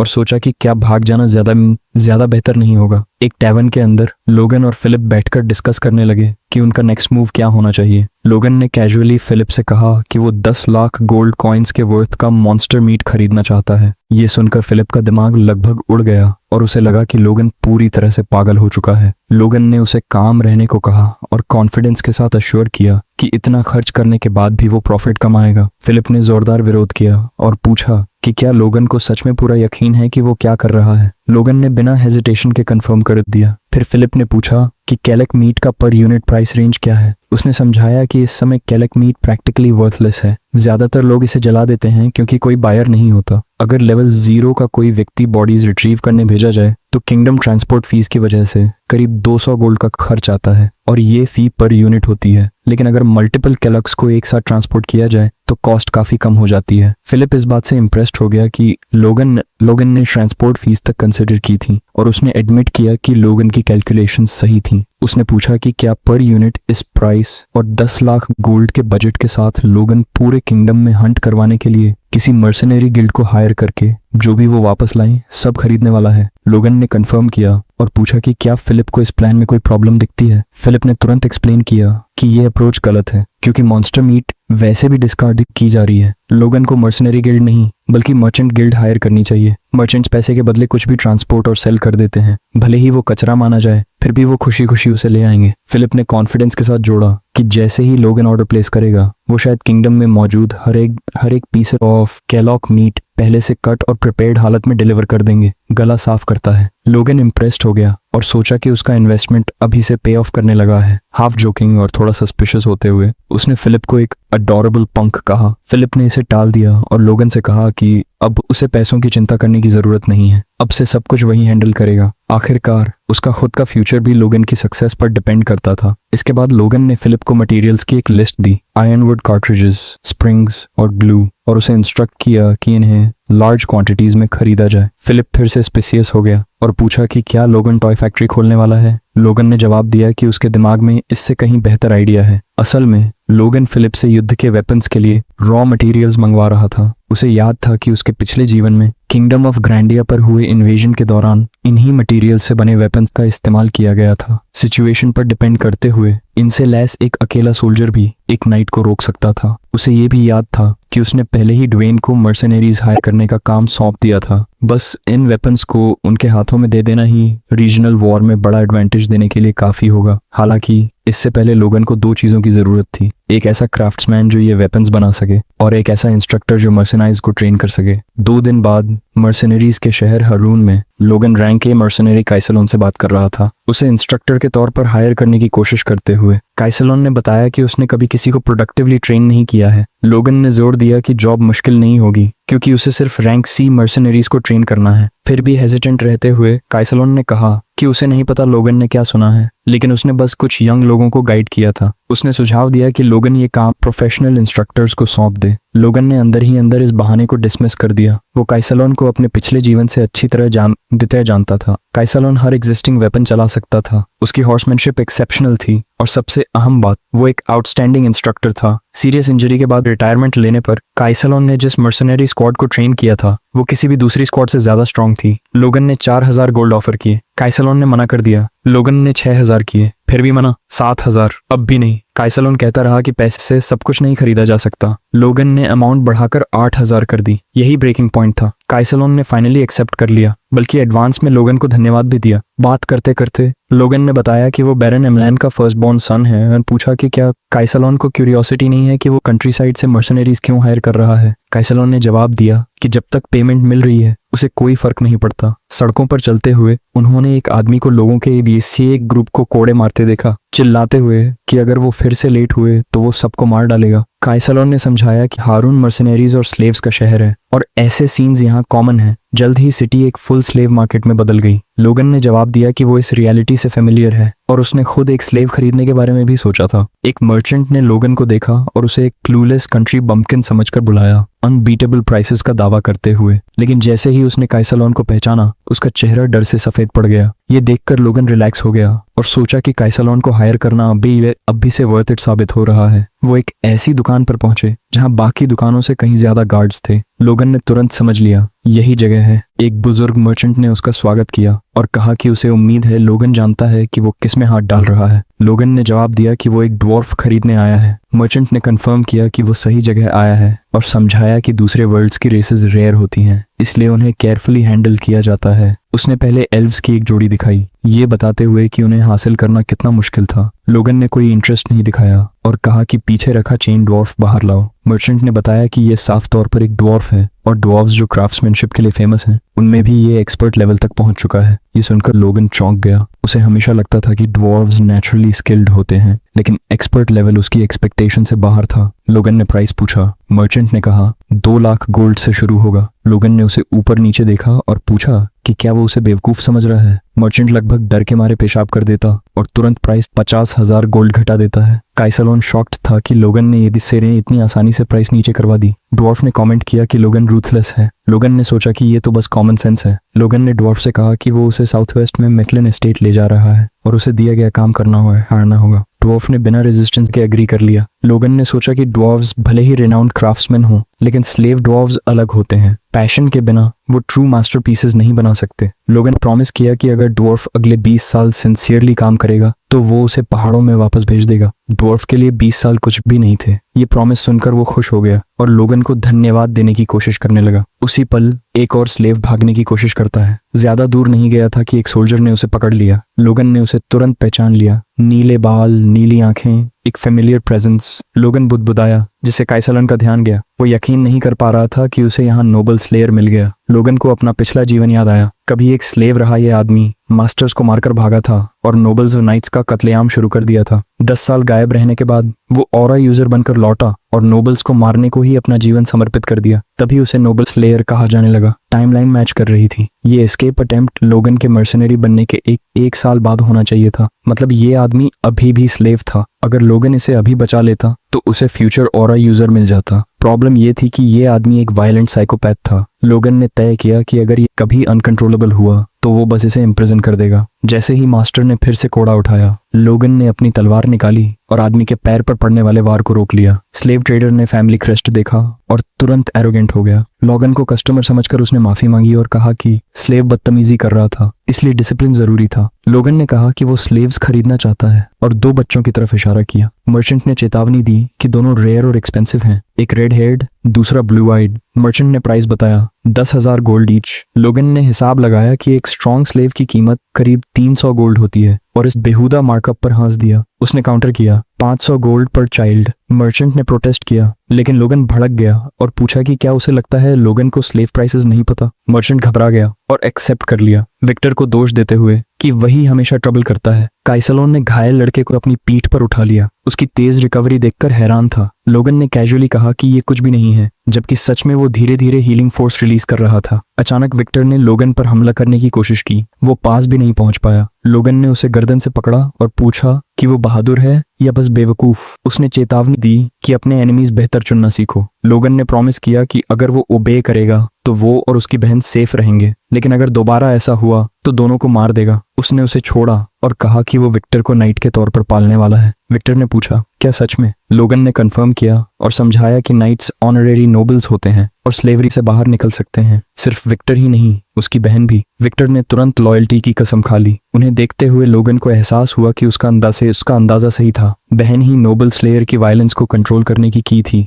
लोगन ने कहा कि घर लौटते ही उनकी ट्रेनिंग शुरू होगी। फिर लोगन ने ड्वार्फ हैमरार को पास बुलाया और कहा कि वो एक मैजिकल कॉन्ट्रैक्ट ड्राफ्ट करने वाला है और उसके टर्म्स साफ साफ बताए। अगर हेयार अगले 20 साल उसके लिए काम करेगा तो लोगन उसे खुद पहाड़ों में वापस छोड़ देगा। हमार स्टन्ड रह गया। उसे यकीन नहीं हो रहा था कि लोगन सच में उसे उसके लोगों के पास लौटाने की बात कर रहा है। लोगन ने कामली कहा कि हवा में उड़ जाने वाले शब्दों पर भरोसा करना मुश्किल होता है। उसने पूछा कि क्या कॉन्ट्रैक्ट में कोई इश्यू है या हमार आगे नहीं बढ़ना चाहता। हमार ने तुरंत और कृतज्ञता से जवाब दिया। उसने कहा कि वो पूरे दिल से ये चाहता है और लोगन जो कहेगा वो करेगा। वो बार बार धन्यवाद देता रहा। यकीन नहीं कर पा रहा था कि कोई सच में उसके लिए ऐसा करेगा। उसकी रिएक्शन देखकर लोगन ने सोचा कि अगर हमार को मोटिवेट करने के लिए बस एक कॉन्ट्रैक्ट ही काफी है तो असल में सबसे ज्यादा फायदा उसी को हो रहा है। उसने सोचा कि ये पूरा वेंचर उसे उसकी उम्मीद से कहीं ज्यादा दे चुका है। क्लैन वॉर की प्रिपरेशन के साथ साथ उसने नोबल स्लेयर को भी हासिल कर लिया था। सब कुछ स्मूथली प्रोग्रेस कर रहा था, लेकिन उस वक्त लोगन को ये नहीं पता था कि उसकी अजीब हरकतों की अफवाहें एस्टेट में फैल चुकी थीं। उसकी रेप्यूटेशन पूरी तरह टैंक हो चुकी थी। रिक मीनवाइल कंफ्यूजन में डूबा हुआ था, किसी तरह सिचुएशन संभालने की कोशिश करते हुए और सोचते हुए कि यंग मास्टर आखिर कर क्या रहा है। कुछ समय बाद लोगन घर लौटा और उसे देखकर दुनिया में सबसे ज्यादा खुश रिक ही था। लोगन ने कैजुअली ग्रीटिंग की और पूछा कि वो कैसा है। रिक लगभग टूट गया, पूछते हुए कि क्या लोगन सच में ऐसा सवाल पूछ रहा है। उसने मांग की कि लोगन बताए वो क्या कर रहा था और क्या उसने उड़ती अफवाहें सुनी हैं। उन अफवाहों के मुताबिक लोगन एक परवर्टेड मॉन्स्टर बन गया था जिसने 1,50,000 गोल्ड मॉन्स्टर मीट पर खर्च कर दिए थे। रिक ने समझाया कि क्या हुआ था। कुछ दिन पहले फिलिप नाम के किसी व्यक्ति ने जितने मर्चेंट्स मिल सकते थे सबको इकट्ठा किया और लोगन एमलैंड के नाम पर मॉन्स्टर मीट खरीदने की घोषणा कर दी। उससे पहले ही लोग लोगन की ब्रोकन एंगेजमेंट और उसकी फियांसे को लगभग लूट लेने की बातें कर रहे थे। फिलिप लोगन के पास्ट से अनजान समझता रहा कि उसका मास्टर बस एक एक्सेंट्रिक लूनेटिक है। फिर भी उसने केओस में अपॉर्चुनिटी देखी। उसने जानबूझकर मॉन्स्टर मीट को लेकर और भी अजीब रूमर्स फैलाए ताकि सेलर्स अट्रैक्ट हों। फिर उसने परचेस प्राइस जितना हो सके उतना गिरा दिया, लेकिन मर्चेंट्स की इंटरेस्ट बनाए रखी, एक गोल्ड कॉइन पर किलोग्राम ऑफर करते हुए। उसे पता था कि कोई मर्चेंट ट्रैश बेचने से मना नहीं करेगा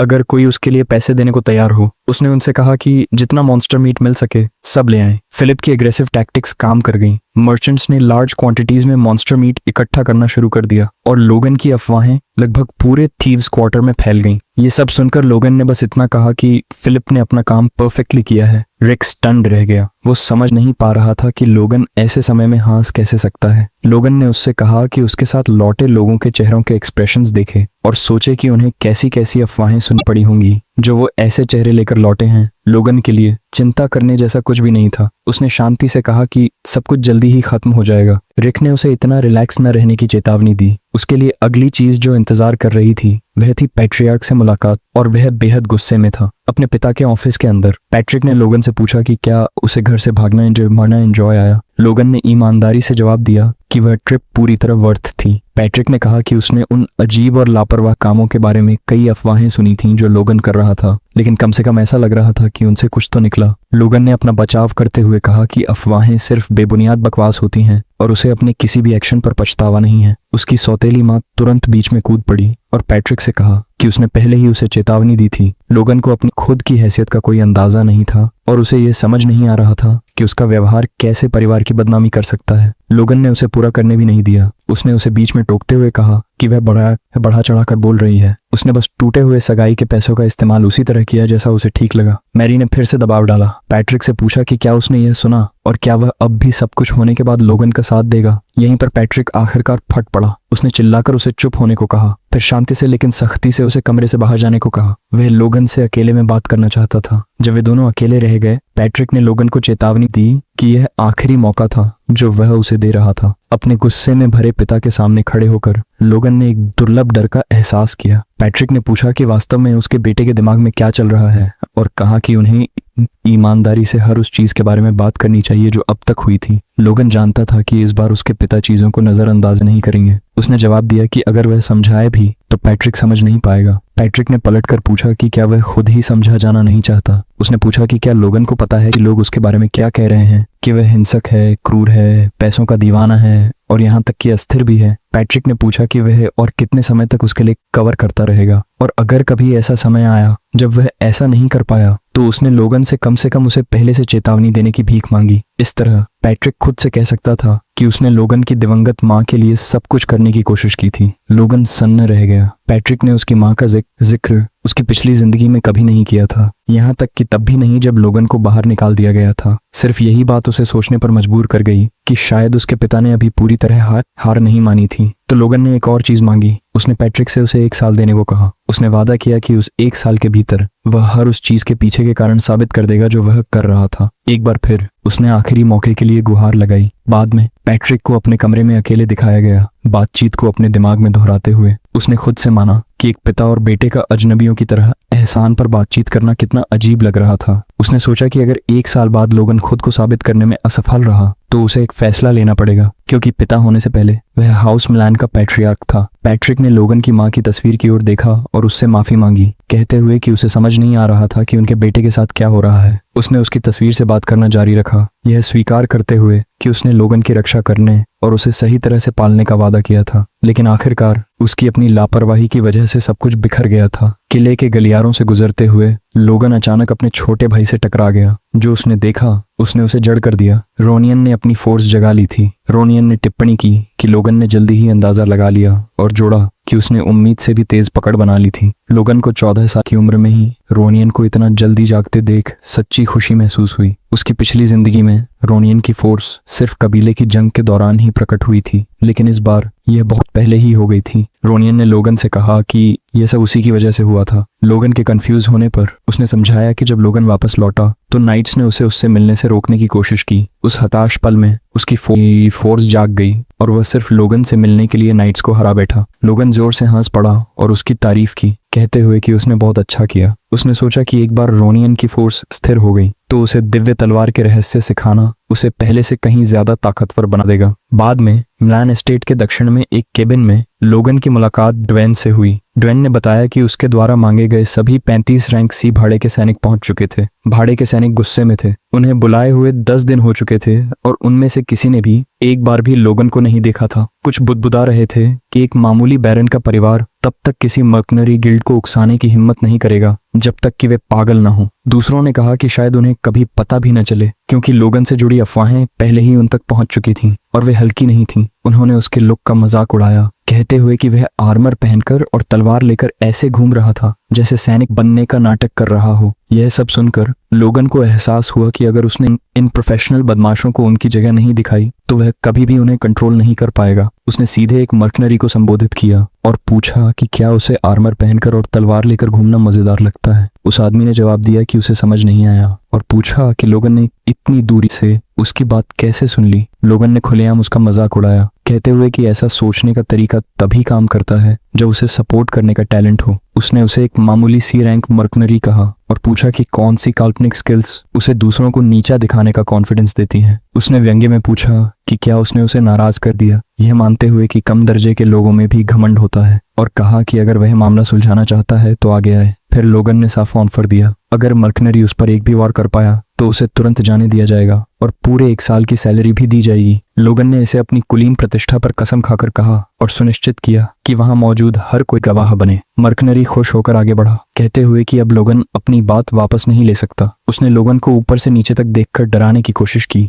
लेकिन उसकी विशाल काया ने भीड़ से टिप्पणियां ही बटोरी। कुछ ने सोचा कि क्या वह पहले से ही रैंक भी था। दूसरों ने कहा कि शायद इस काम के बाद वह वहां पहुंच जाएगा। लोगन ने हंसकर उड़ाया। उसे समझ आ गया कि यही उसकी आत्मविश्वास की असली वजह थी। मर्कनरी ने लोगन से कहा कि वह पहले हमला करे। लोगन ने जवाब दिया कि वह इस फैसले पर पछताएगा। मर्कनरी ने चेतावनी को नजरअंदाज कर दिया, यह दावा करते हुए कि उसने बहुत लंबे समय से तलवार चलाई है और उसे चिंता करने की जरूरत नहीं। उसने यहाँ तक पूछ लिया कि क्या लोगन को कोई एडवांटेज चाहिए। लोगन ने अपनी फोर्स फोकस की और सीधा उसके चेहरे पर मुक्का मारा। टक्कर ने सबको स्तब्ध कर दिया। द्वंद्व तुरंत खत्म हो गया। मर्कनरी जमीन पर पड़ा था और उसके दांत हवा में उड़ रहे थे। बाकी मर्कनरी अविश्वास में घूरते रह गए। लोगन ने बस अपना कंधा स्ट्रेच किया, हंसकर कहा और पूछा कि क्या किसी और का मुंह चलाने का मन है। उन्हें यकीन नहीं हो रहा था कि उसकी उम्र का कोई व्यक्ति पहले ही फोर्स में महारत हासिल कर चुका है। यह बेतुका लग रहा था। काइसेलॉन चुपचाप देख रहा था, सोचते हुए कि वह ये हमेशा जानता था कि लोगन अलग है, लेकिन उसने कभी कल्पना नहीं की थी कि वह इतना सक्षम होगा। लोगन ने घोषणा की कि अब कोई भी टिप्पणी नहीं करेगा। फिर उसने औपचारिक रूप से अपना परिचय दिया। लोगन म्लैन, वही जिसने उन्हें बुलाया था। उसने समझाया कि उनमें से कई सोच रहे होंगे कि वह इतनी बड़ी रकम मर्कनरीज को हायर करने में क्यों खर्च कर रहा है। उसने बताया कि उसकी योजना उन्हें क्रॉसबो नाइट्स में ट्रेन करने की है। ड्वेन और काइसलॉन दोनों हैरान रह गए और मर्कनरी समझ नहीं पाए कि क्या कहें। उनमें से एक ने बुदबुदाया कि वे ज्यादातर समय रीलोड ही करते रहेंगे। काइसलॉन ने चुपचाप लोगन से कहा कि क्रॉसबो नाइट्स के लिए यह प्रभावी हथियार हैं। लोगन ने जवाब दिया कि वह यह पहले से जानता है। कंफ्यूज होकर काइसलॉन ने पूछा कि फिर वह उन पर जोर क्यों दे रहा है। लोगन ने समझाया कि क्रॉसबो धनुषों से कहीं ज्यादा विनाशकारी होते हैं, लेकिन अनुभवहीन उपयोगकर्ताओं को घोड़े पर 1 मिनट से ज्यादा रीलोड करने में लग जाता है। कई लोडेड क्रॉसबो ले जाने पर भी वे जल्दी फायर पावर खत्म कर देंगे। इसमें कोई हैरानी नहीं थी कि वे कंफ्यूज थे। लोगन ने काइसलॉन से कहा कि वह पहले उन्हें ठीक से ट्रेन करे, भले ही उसे लगे कि लोगन सिर्फ सैनिक खेलने के लिए पैसा बर्बाद कर रहा है। उसने भरोसा दिलाया कि वजह बाद में साफ हो जाएगी। आखिरी बयान में लोगन ने कहा कि क्रॉसबो कैवेलरी हाउस म्लैन के लिए एक शक्तिशाली ताकत बनेगी, न सिर्फ आने वाली जंग के लिए बल्कि चोरों के साथ संघर्ष के बाद भी। काइसलॉन अभी भी पूरी तरह नहीं समझ पाया, लेकिन उसने अपने मास्टर के आदेश स्वीकार कर लिए। कुछ दिन बाद लोगन अपने कमरे में अकेला बैठा था, हाथ में एक कागज की शीट को घूरते हुए। 350 मर्कनरीज में से जिन्हें उन्होंने भर्ती किया था, सिर्फ 312 ने बेसिक क्वालिफिकेशन टेस्ट पास किया था। नंबर देखने के बाद लोगन ने फैसला किया कि यह काफी से ज्यादा है। वह आगे सोच पाता, उससे पहले ही किसी ने उसे बीच में रोक दिया। यह हामर था, जिसने पूछा कि लोगन को किस तरह का डॉक्यूमेंट मिला है। लोगन ने समझाया कि यह एक क्रॉसबो का स्कीमेटिक है जिसे वह हामर से बनवाना चाहता है। उसने जोड़ा कि यह डिजाइन किसी प्रोफेशनल कारीगर को भद्दा लग सकता है। अपने दिमाग में लोगन इस हथियार को अच्छी तरह जानता था। उसने इसे अपनी पिछली जिंदगी में दशकों तक इस्तेमाल किया था, इसलिए उसने हर वह संरचना बनाई जिसे वह याद कर सकता था। क्योंकि हामर एक मास्टर कारीगर था, लोगन को विश्वास था कि वह इसे हकीकत में उतार सकता है। हामर ने डिजाइन का अध्ययन किया और बताया कि क्रॉसबो को पीछे की तरफ एक कार्ट्रिज की जरूरत होगी ताकि बोल्ट स्टोर हो सके, अपने आप रीलोड हो और लगातार 3 शॉट फायर कर सके। उसने यह जानने की मांग की कि ऐसी बेतुकी आइडिया किसने सोची। लोगन ने मान लिया कि यह उसी का आइडिया था, जिससे बोना तुरंत चिढ़ गया। फिर भी हामर ने माना कि कॉन्सेप्ट खुद में शानदार था। हालांकि उसने चेतावनी दी कि उस संरचना में स्ट्रिंग को मोड़ने से वह टूट जाएगी और पीछे लकड़ी का बॉक्स जोड़ने से शूटर को असहजता होगी। उसने लोगन से पूछा कि वह इन समस्याओं के बारे में क्या करने वाला है। लोगन ने लापरवाही से जवाब दिया कि यह उसकी समस्या नहीं है और हामर को खुद ही इसका हल निकालना चाहिए। इस जवाब से बोना साफ तौर पर गुस्से में आ गया। लोगन ने जल्दी से साफ किया कि वह मजाक कर रहा था। उसने माना कि बोल्ट का साइज कम करना होगा ताकि कार्ट्रिज छोटा किया जा सके और स्वीकार किया कि यह एक सिंगल शॉट हथियार होगा। इसके बजाय उसने पहले से लॉड किए गए कार्ट्रिज बनाने का सुझाव दिया जिन्हें हर शॉट के बाद बदला जा सके, और सादगी के लिए उन्हें मैगजीन कहा। हामर अवाक रह गया। उसने बताया कि एक कुशल शूटर भी 1 मिनट से कम समय में क्रॉसबो से 2 बोल्ट फायर नहीं कर सकता और यह डिजाइन किसी और युग के हथियार जैसा लग रहा था। लोगन ने मन ही मन सोचा कि यही तो बात थी, ये भविष्य में जन्मा हथियार था। हामर ने फिर टिप्पणी की कि ज्यादातर लोग मानते हैं कि ऐसा हथियार बनाना सिर्फ एक स्प्रिंग, थोड़ा लकड़ी, गोंद और बो स्ट्रिंग से हो सकता है। उसके लिए यह एक चुनौती थी जिसे लेना चाहिए। उसने कहा कि वह इसे बनाने की कोशिश करेगा। लोगन ने तुरंत पूछा कि यह कब तैयार होगा। हामर ने पलटकर पूछा कि क्या लोगन सच में किसी ऐसी चीज पर डेडलाइन लगा रहा है जिसे उसने पहले कभी नहीं देखा। लोगन ने जवाब दिया कि यह अब भी इंसानों द्वारा बनाया गया हथियार है। हामर कंफ्यूज हो गया और पूछा कि इसे किसने और कहां बनाया। लोगन ने सवाल को नजरअंदाज किया और उसे चुनौती दी, कहते हुए कि अगर उसे लगता है कि वह यह नहीं कर सकता तो उसे छोड़ देना चाहिए। यह हामर के घमंड को भड़काने के लिए काफी था। उसने घोषणा की कि उसे सिर्फ 1 महीना चाहिए और वह इससे कहीं बेहतर चीज बनाएगा। यह सब होता देख लोगन संतुष्ट महसूस कर रहा था। एक बौने के ईगो से खेलना सच में कमाल करता है। बाद में किले के ट्रेनिंग ग्राउंड पर विक्टर को चक्कर लगाते हुए देखा गया। लोगन ने उसे चेतावनी दी कि वह फिर से धीमा हो रहा है और वह और जोर लगा सकता है। विक्टर ने खुद को तेज करने के लिए मजबूर किया। लोगन ने सोचा कि उसे लाने के बाद कई दिनों तक उसने बस उसे खिलाया ही था और उसे ठीक से सुला दिया। सिर्फ इतना करने से ही जो बदलाव आया था वह चौंकाने वाला था। आखिरकार लोगन ने उसे आराम करने का आदेश दिया और विक्टर की छोटी बहन तुरंत उसके पास दौड़ आई। एक बार फिर लोगन ने सोचा कि विक्टर कितना जबरदस्त इन्वेस्टमेंट साबित हुआ था। सिर्फ 14 साल की उम्र में और अपनी उम्र के लड़कों से छोटा होने के बावजूद विक्टर बिना रुके 20 किलोमीटर दौड़ चुका था। टैलेंट तो साफ दिख रहा था, लेकिन जो चीज लोगन को और भी ज्यादा प्रभावित कर रही थी वह थी उसकी दृढ़ता। लड़का दर्द या थकान से बिल्कुल परेशान नहीं दिख रहा था। लोगन को साफ समझ आ गया कि विक्टर जन्म से कोई नोबल स्लेयर नहीं था। वह रास्ता शायद उसकी बहन की वजह से बना था। लोगन ने अपने ख्याल काटे और विक्टर से कहा कि आराम का समय खत्म हो गया है। उसने उसे एक तलवार फेंकी और ऐलान किया कि उसी पल से विक्टर ग्रैंडिया किंगडम की तलवार तकनीक सीखना शुरू करेगा, वही स्टैंडर्ड स्टाइल जो हर बनने वाले नाइट को सिखाया जाता है। थोड़ी ही देर में लोगन ने विक्टर का ध्यान बुलाया और खुद तकनीक दिखाने लगा। उसने तलवार को मजबूती से पकड़ा और ताकत के साथ हवा को चीर दिया। विक्टर बिल्कुल भी प्रभावित नहीं हुआ, उसे बस गिरकर सोना था। फिर भी उसने दांत भींच लिए। अगर अच्छी खाने और एक सही बिस्तर की कीमत थकान थी तो वह यह कीमत चुकाने को तैयार था। उसने लोगन की हर हरकत की नकल की और हवा को बिल्कुल बेदाग तरीके से काटा। उसे देखते हुए लोगन स्तब्ध रह गया। विक्टर का एग्जीक्यूशन बिल्कुल उसके जैसा था, सिर्फ मूवमेंट ही नहीं, उसकी सांसें भी। और लोगन ने यह तकनीक सिर्फ एक बार ही दिखाई थी। यह देखना कि विक्टर कितनी आसानी से फॉलो कर रहा है लोगन को मानने पर मजबूर कर गया कि इस उम्र में तो रोनिन भी इतना टैलेंटेड नहीं था। लोगन ने विक्टर से कहा कि जब वह पर्याप्त स्टैमिना बना लेगा और इस तकनीक को लगातार 1000 से ज्यादा बार परफेक्ट तरीके से करेगा, तब वह खुद को नाइट कह सकता है। यह सोचते ही विक्टर की आंखें चमक उठीं। जब लोगन ने पूछा कि क्या उसे लगता है कि वह यह कर सकता है, तो विक्टर ने उत्साह से जवाब दिया कि वह कर सकता है। लोगन ने जोड़ा कि अगर ट्रेनिंग के लिए उसे किसी भी चीज की जरूरत पड़े तो वह रिक से कह सकता है, जो शायद ज्यादातर रिक्वेस्ट संभाल लेगा। विक्टर ने सिर हिलाया और कहा कि उसे कुछ नहीं चाहिए। लोगन ने फिर जोर दिया, लेकिन विक्टर की एकमात्र मांग यही थी कि लोगन उसकी बहन का ख्याल रखे। बस वही उसके लिए काफी था। लोगन ने सोचा कि यह परफेक्ट जवाब था। जैसे जैसे वह विक्टर की ट्रेनिंग की निगरानी करता रहा, लोगन ने माना कि लड़का अभी जंग के लिए तैयार नहीं था, लेकिन भविष्य में वह हाउस मिलान के लिए एक शक्तिशाली संपत्ति बनेगा। उसने यह भी निष्कर्ष निकाला कि मर्कनरी कोर और हामर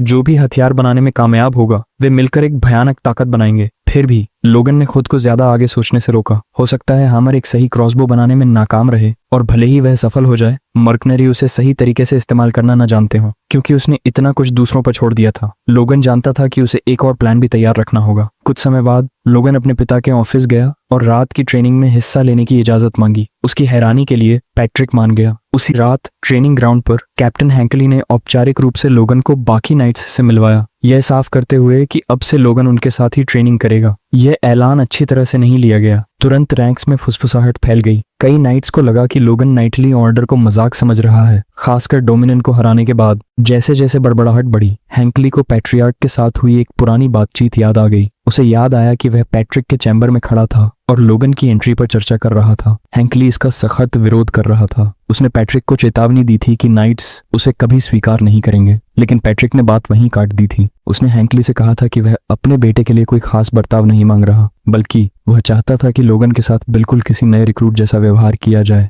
बल्कि उससे भी सख्त। वर्तमान में लौटकर हैंकली ने सोचा कि उन शब्दों के बावजूद लोगन फिर भी लॉर्ड का बेटा था। अगर पैट्रिक ने उससे लड़के के साथ नरमी बरतने को कहा होता तो शायद यह कहीं आसान होता। लोगन ने कैप्टन की बेचैनी नोटिस की और उसे भरोसा दिलाया। उसने कहा कि अगर आने वाले हफ्ते में वह एक भी एक्सरसाइज में फेल हुआ तो वह चुपचाप हट जाएगा और फिर कभी हैंकली के काम में दखल नहीं देगा। इस रवैये से कैप्टन चौंक गया, लेकिन आखिरकार उसने सहमति दे दी। यह सुनने के बाद हैंकली ने एक फैसला लिया। अगले एक हफ्ते के लिए नाइटली ऑर्डर की ट्रेनिंग को उसकी सामान्य कठिनाई से 3 गुना कर दिया जाएगा। जल्द ही एक नाइट को दूसरे को अपनी पीठ पर उठाकर दौड़ते देखा गया, सोचते हुए कि यह कैसी पागल ट्रेनिंग है। हैंकली ने उन पर चिल्लाया कि मर मत जाना, और उन्हें याद दिलाया कि कैवेलरी नाइट्स होने के नाते उन्हें यह समझना होगा कि घोड़ा बनने का एहसास कैसा होता है। उसने उनसे कहा कि उन्हें युद्ध के मैदान में बख्तरबंद सवारों को ढोने का बोझ महसूस करना चाहिए। तभी नाइट्स को समझ आया कि वे पूरे समय फुल आर्मर में क्यों ट्रेनिंग कर रहे थे। कुछ ने दांत पीसते हुए बुदबुदाया, सारी परेशानी उस नए आए झंझट वाले लड़के पर डालते हुए।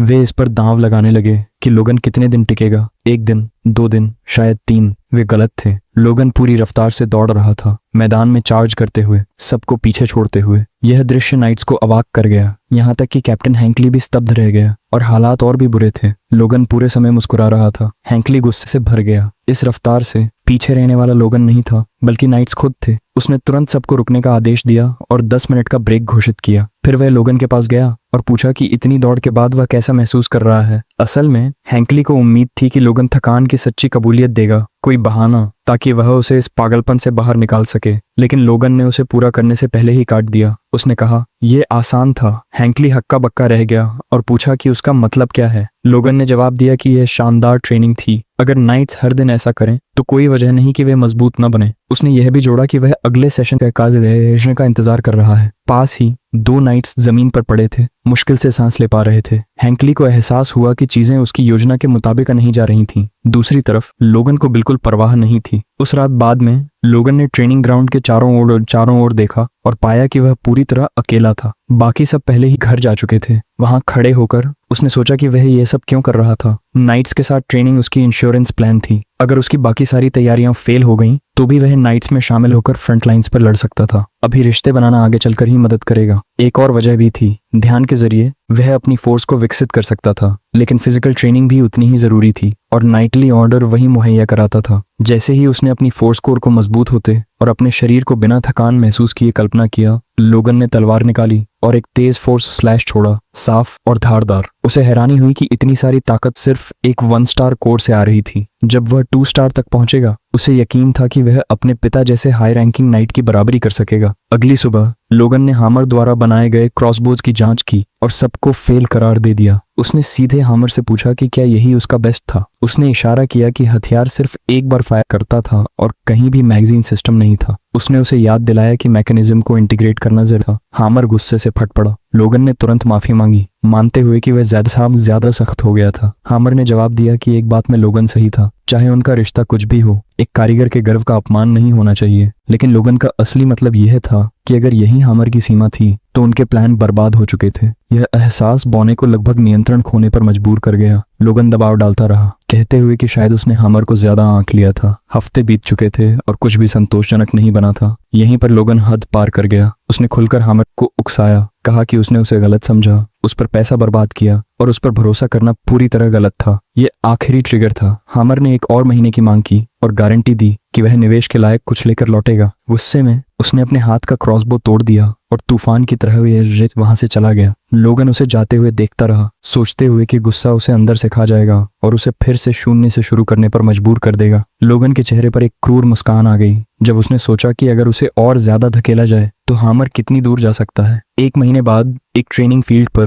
हामर अपनी नई रचना दिखाने लौटा। सुधरा हुआ क्रॉसबो एक साथ 2 बोल्ट फायर करता था। लोगन अवाक रह गया। हामर ने समझाया कि भले ही इसमें मूल रूप से मांगे गए शॉट्स से एक कम था, लेकिन इसे एक हाथ से चलाना आसान था और मैगजीन को तेजी से बदला जा सकता था। लेकिन जो चीज लोगन को सबसे ज्यादा प्रभावित कर रही थी वह थी रीलोड स्पीड, 2 सेकंड। सिर्फ यही उसकी उम्मीदों से कहीं आगे था। हालांकि इस हथियार की रेंज और साइज उसकी पिछली जिंदगी वाले हथियार से कम थी, लेकिन यह माउंटेड कॉम्बैट के लिए कहीं ज्यादा उपयुक्त था। कैवेलरी के लिए यह परफेक्ट था। लोगन को यकीन नहीं हो रहा था कि जंग से पहले अभी भी महीनों का वक्त रहते हुए वे इतनी दूर आ चुके थे। जब हामर ने पूछा कि क्या लोगन ध्यान भी दे रहा है तो लोगन ने अचानक उसे बच्चे की तरह उठा लिया, जोर जोर से उसकी तारीफ करने लगा, बॉनो की शान में कसीदे पढ़ते हुए और हामर व उसके लोगों को लंबी उम्र की दुआ देते हुए। हामर घबरा गया और उसे नीचे रखने को कहा, इससे पहले कि कोई देख ले। उसने याद दिलाया कि वह कोई बच्चा नहीं है। लोगन ने उसे नीचे रखा और शांति से उसकी आंखों में देखा। साफ था कि वह कुछ पूछने वाला था। जब हामर ने पूछा कि क्या बात है तो लोगन का भाव फिर से बेचैन कर देने वाला हो गया। उसने कहा कि उसे ऐसे 400 क्रॉसबो चाहिए और वह भी 2 महीनों के भीतर। लोगन ने तैयार क्रॉसबोज चाइलॉन और मर्कनरीज को टेस्ट के लिए सौंप दिए। जैसे ही उन्होंने फायर किया हर कोई स्तब्ध रह गया। बोल्ट्स ने अविश्वसनीय दूरी तय की और हथियार बिना किसी देरी के लगातार शॉट्स फायर कर सकते थे। चाइलॉन ने एक को ध्यान से देखा, पूरी तरह हैरान। इतनी रेंज, ताकत और फायरिंग स्पीड वाला फ्रंट लोडिंग क्रॉसबो किसी भी तरह से समझ में नहीं आता था। जैसे जैसे सच्चाई बैठती गई, काइस्लॉन ने कल्पना की कि 300 या उससे ज्यादा घुड़सवार सैनिक अगर इन हथियारों से लैस हों तो क्या कर सकते हैं। यह सोचकर ही उसकी रीढ़ में सिहरन दौड़ गई। उसने लोगन से कहा कि उसने जो बनाया है वह डरावनी हद तक प्रभावशाली है और आखिरकार समझ गया कि शुरू से ही यही लोगन का इरादा था। लोगन ने इसकी पुष्टि की। उसने सोचा कि हामर ने इसे हासिल करने के लिए नरक देखा था। अतिरिक्त कारीगरों की मदद के बावजूद लोगन ने कभी उम्मीद नहीं की थी कि हामर ऑनर्डर को शेड्यूल से 2 महीने पहले पूरा कर देगा, और वह भी ये 100 अतिरिक्त क्रॉसबोज के साथ। एक सच्चे एक्सपर्ट बॉने की निशानी थी। इसमें कोई शक नहीं था। लोगन ने थोड़ी देर के लिए इस टेक्नोलॉजी को नाइट्स और आम सैनिकों के साथ शेयर करने के बारे में सोचा, लेकिन सिर्फ लागत ही इसे अव्यवहारिक बना देती थी। उससे भी बुरा, डिजाइन लीक होने का खतरा था। फिलहाल इसे सीमित रखना ही बेहतर था। उसने काइसलॉन को आदेश दिया कि मर्कनरीज को क्रॉसबोज से लैस करे और इलाके के बाहर घूम रहे मॉन्स्टर्स को साफ करे। काइसलॉन को पहले यह प्लान नामुमकिन लगा, लेकिन लोगन आत्मविश्वास में बना रहा। थोड़ी सोच के बाद काइसलॉन ने माना कि शायद यह काम कर सकता है। लोगन शायद से संतुष्ट नहीं था। उसने काइसलॉन से कहा कि इसे कामयाब बनाना ही होगा, क्योंकि अगर यह नहीं चला तो कुछ भी मायने नहीं रखेगा। काइसलॉन आखिरकार समझ गया कि लोगन ने यह हथियार सिर्फ मॉन्स्टर्स से निपटने के लिए नहीं बनाया था, वह जंग की तैयारी कर रहा था। एक रात की ट्रेनिंग सेशन के दौरान एक नाइट ने लोगन की पागलपन भरी फिजिकल स्टैमिना पर टिप्पणी की। दूसरे ने मजाक किया कि क्या वह बेवकूफ़ी भरी सहन शक्ति उसे विरासत में मिली है। तीसरे ने जोड़ा कि अगर लोगन किसी भी तरह पैट्रियार्क जैसा है तो वह तलवार में जरूर माहिर होगा। बातचीत लोगन और डोमिनन के द्वंद्व पर चली गई, जब तक कि एक नाइट ने दूसरों को चेतावनी नहीं दी कि उसकी तुलना पैट्रिक से न करें। फोर्स जागने से पहले ही लोगन अपने छोटे भाई से हार चुका था। फिर भी यह प्रभावशाली था कि उसने 1 महीने से ज्यादा समय तक यह ट्रेनिंग झेली थी, जो ट्रेनिंग मूल रूप से उसे छोड़ने पर मजबूर करने के लिए बनाई गई थी। वही नाइट ऑनर्डर का नया स्टैंडर्ड बन चुकी थी। ट्रेनिंग थकाने वाली थी, लेकिन बेकार ड्रिल्स से कहीं ज्यादा मायने रखती थी। यह असली नाइट्स के लिए सही स्तर जैसा महसूस हो रहा था। अप्रत्याशित रूप से इसने उन निचले रैंक के नाइट्स को भी प्रेरित किया जो पहले ढीले पड़ गए थे। उन्होंने अपने घोड़ों को भी सही मायनों में समझना शुरू कर दिया, उनसे गहरे रिश्ते बना लिए। कैप्टन हैंकली को एहसास हुआ कि उसने यह ट्रेनिंग सिर्फ इसलिए आगे बढ़ाई थी क्योंकि युवा मास्टर ने हार मानने से इनकार कर दिया था। उसने कभी कल्पना नहीं की थी कि इससे ऐसे नतीजे निकलेंगे। ऐसा लगा जैसे उसकी किस्मत खुद चलकर उसके पास आ गई हो। उस रात अपने कमरे में अकेले लोगन ने अपनी प्रगति पर विचार किया। अपने शरीर को पूरी तरह थकाने के बाद ट्रेनिंग के दौरान उसने अपनी इनर कॉन्शियसनेस को स्टिम्युलेट करने के लिए मेडिटेशन का इस्तेमाल किया। यह कॉम्बिनेशन परफेक्ट सिंक में काम कर रहा था और वह रियल इंप्रूवमेंट महसूस कर सकता था। उसने पहले ही अपनी फोर्स में सूक्ष्म बदलाव नोटिस करना शुरू कर दिया था। अगर यह ऐसे ही चलता रहा तो उसे यकीन था कि वह अपनी पिछली जिंदगी में जिन मॉन्स्टर्स का सामना कर चुका था उनसे भी आगे निकल सकता है। तबीयत कुछ अनएक्सपेक्टेड हुआ। लोगन का कोर एक्सपैंड हो गया। ट्रांसफॉर्मेशन पूरा होते ही वह बेतुकी बातें बड़बड़ाने लगा और ठीक उसी तरह उसका कोर 2 स्टार्स तक एडवांस कर गया। उसे एहसास हुआ कि इसका मतलब था कि अब उसके पास अगली सीक्रेट स्वॉर्ड टेक्निक सीखने की फाउंडेशन मौजूद थी। Iron cut, murderous iron cut. पहली टेक्निक से मिली ताकत को याद करते ही उसका दिल तेजी से धड़कने लगा। दूसरी टेक्निक उसकी कल्पना से कहीं ज्यादा ताकतवर होने वाली थी। अगर वह इसे वॉर से पहले मास्टर कर लेता तो एक हाई रैंकिंग नाइट भी उसे अब इंटिमिडेट नहीं कर पाता। अगले दिन कैसलॉन और मर्सनरीज का सामना गॉब्लिन्स के एक ग्रुप से हुआ। सोल्जर्स ने फायर खोला और उन्हें लगभग तुरंत ही मार गिराया। एक मर्सनरी ने नोट किया कि कोई रिकॉइल नहीं था, जबकि दूसरे ने देखा कि उसका बोल्ट एक गॉब्लिन का सिर चीरता हुआ उसके पीछे खड़े दूसरे गॉब्लिन में भी धंस गया। लोगन ने देखा कि 100 से ज्यादा मॉन्स्टर्स का एक स्वार्म 10 सेकंड से भी कम समय में खत्म कर दिया गया। मर्सनरीज की बेसिक क्रॉसबो वाली पुरानी आदतें पूरी तरह गायब हो चुकी थीं। अब वे मैगजीन स्वैप करने में कहीं ज्यादा तेज हो गए थे। लोगन ने सोचा कि इतने डीप टेरिटरी में ट्रैवल करने की मेहनत वर्थ इट थी। कैसलॉन ने पूछा कि क्या लोगन सेटिस्फाइड है। लोगन ने जवाब दिया कि मोर ऑनर लेस। उसे याद आया कि उनकी पहली हंट कितनी डिजास्ट्रस थी और उसने माना कि तब से अब तक वे कितने बेहतर हो चुके हैं। काइसन ने फिर पूछा कि लोगन ने इतनी हद तक जाने का फैसला क्यों किया, यह कहते हुए कि उसने कभी किसी मर्सनरी फोर्स को इस लेवल की फायर पावर के साथ इक्विप्ड नहीं देखा था। उसने यह भी पूछा कि क्या लोगन पूरे कॉन्टिनेंट में मॉन्स्टर्स का शिकार करने की प्लानिंग कर रहा है। लोगन ने जवाब देने ही वाला था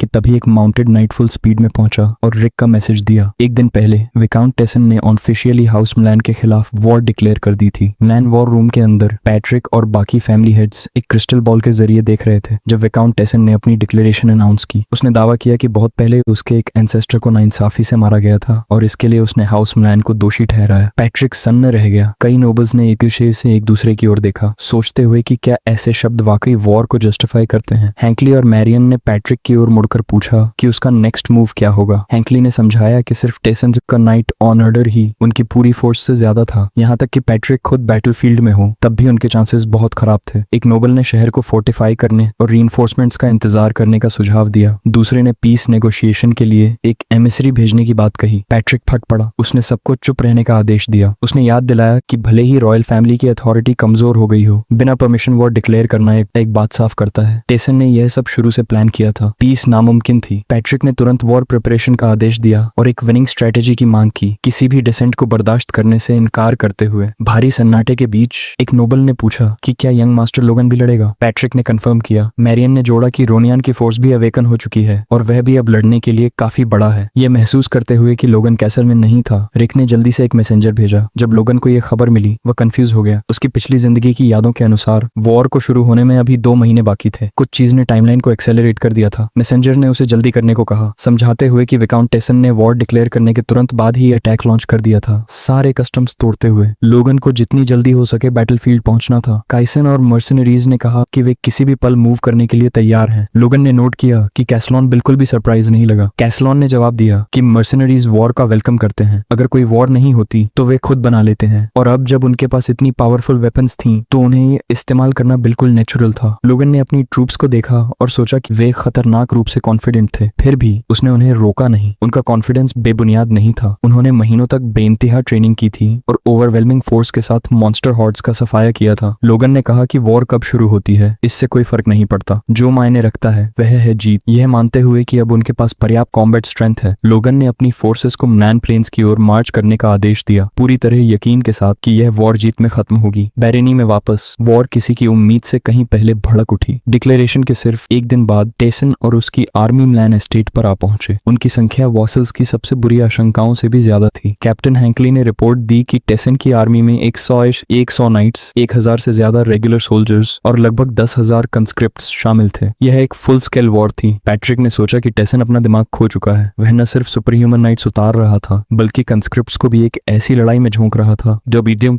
लिमिटेड डोमेस्टिक फ्यूड होनी चाहिए थी। पैट्रिक ने सोचा कि आखिर विकाउंट टेसन को इतनी हद तक जाने के लिए क्या मजबूर कर रहा था। फिर हालात और बिगड़ गए। हैंकली ने रिपोर्ट किया कि हाउस साइरस ने चेतावनी जारी की थी कि वे कोई रीइंफोर्समेंट नहीं भेजेंगे। पैट्रिक और मैरी सन्न रह गए। मैरी ने कहा कि यह जरूर कोई गलती होगी, यह कहते हुए कि उसने और ड्वेन ने सब कुछ चेक किया था ताकि ऐसा न हो। कोई और विकल्प न होने पर पैट्रिक ने हैंकली को, हसारी को, हर उस आदमी को इकट्ठा करने का आदेश दिया जो हथियार उठा सकता था। वे फुल फोर्स से जवाब देंगे। पैट्रिक ने कड़वाहट से सोचा कि साइरोस, जिस पर उन्होंने पूरी तरह भरोसा किया था, ने उन्हें उनके सबसे बुरे वक्त में छोड़ दिया। हाउस मिलान ने जो कुछ भी उनके पास था सब इकट्ठा किया। 53 नाइट्स, 552 रेगुलर सोल्जर्स, 4418 कंस्क्रिप्ट्स, कुल 5023 कॉम्बैटेंट्स। फिर भी ये टेसन की आर्मी की आधी भी नहीं थी। बैटलफील्ड पर 2 सोल्जर्स आपस में फुसफुसा रहे थे। एक ने पूछा कि यंग मास्टर लोगन कहाँ है। दूसरे ने जवाब दिया कि लोगन काफी समय से गायब है और अभी तक लौटा नहीं है। पास खड़े कुछ सोल्जर्स ने बड़बड़ाया कि शायद वह वापस आएगा ही नहीं, और जैसे ही उसे वॉर की खबर मिली वह भाग गया होगा। यह सुनकर रोनियान तेजी से मुड़ा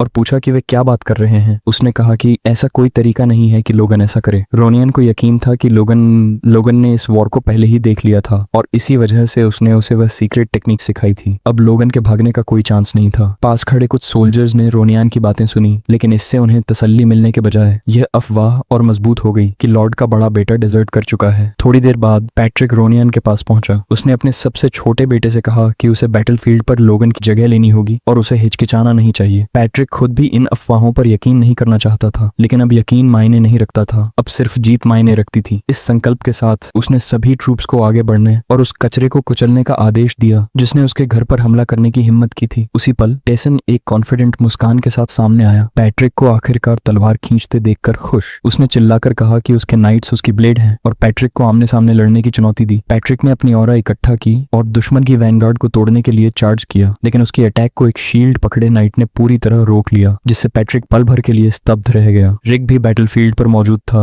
और उसका एक्सप्रेशन गंभीर था। उसने अपने सामने सोल्जर्स को कटते और फाड़े जाते देखा। उसे एहसास हुआ कि वे कितनी बुरी तरह हार रहे थे। भारी न्यूमेरिकल डिसएडवांटेज की वजह से उन्हें उसके जैसे नॉन कॉम्बेटेंट्स को भी बैटल में भेजना पड़ा था। अगर वे पूरी तरह घिर गए तो सब खत्म हो जाएगा। अपने ख्यालों के बीच रिक के सिर पर अचानक एक टेसन सोल्जर ने वार किया जो उसे मारने ही वाला था। वह मुश्किल से बच पाया जब एक साथी ने बीच में आकर हमलावर को मार दिया और रिक पर चिल्लाया कि उठो और अपना भाला तैयार करो। रिक ने धन्यवाद देने के लिए हाथ बढ़ाया, लेकिन शब्द निकलने से पहले ही एक दुश्मन नाइट ने उसके रक्षक को काट डाला। खून रिक के चेहरे पर बिखर गया। उसी पल रिक को एक बात साफ समझ आ गई। जिंदा रहने का उसका इकलौता मौका था दुश्मन की लाइनों से जितना हो सके उतना दूर भागना। माउंटेड सोल्जर्स जल्द ही चार्ज करने लगे और रिक लाशों के ढेर के बीच लड़खड़ाता हुआ आगे बढ़ा, दोनों अपने और दुश्मनों की। उसे डर के साथ एहसास हुआ कि वे पीछे से भी घिर चुके थे, शायद यहीं सब मारे जाएंगे। इधर पैट्रिक अपने दुश्मनों से लड़ता रहा। एक अटैक को रिपेल करने के बाद जिस नाइट से वह लड़ रहा था उसने पैट्रिक की ताकत को माना, यह कहते हुए कि वह सच में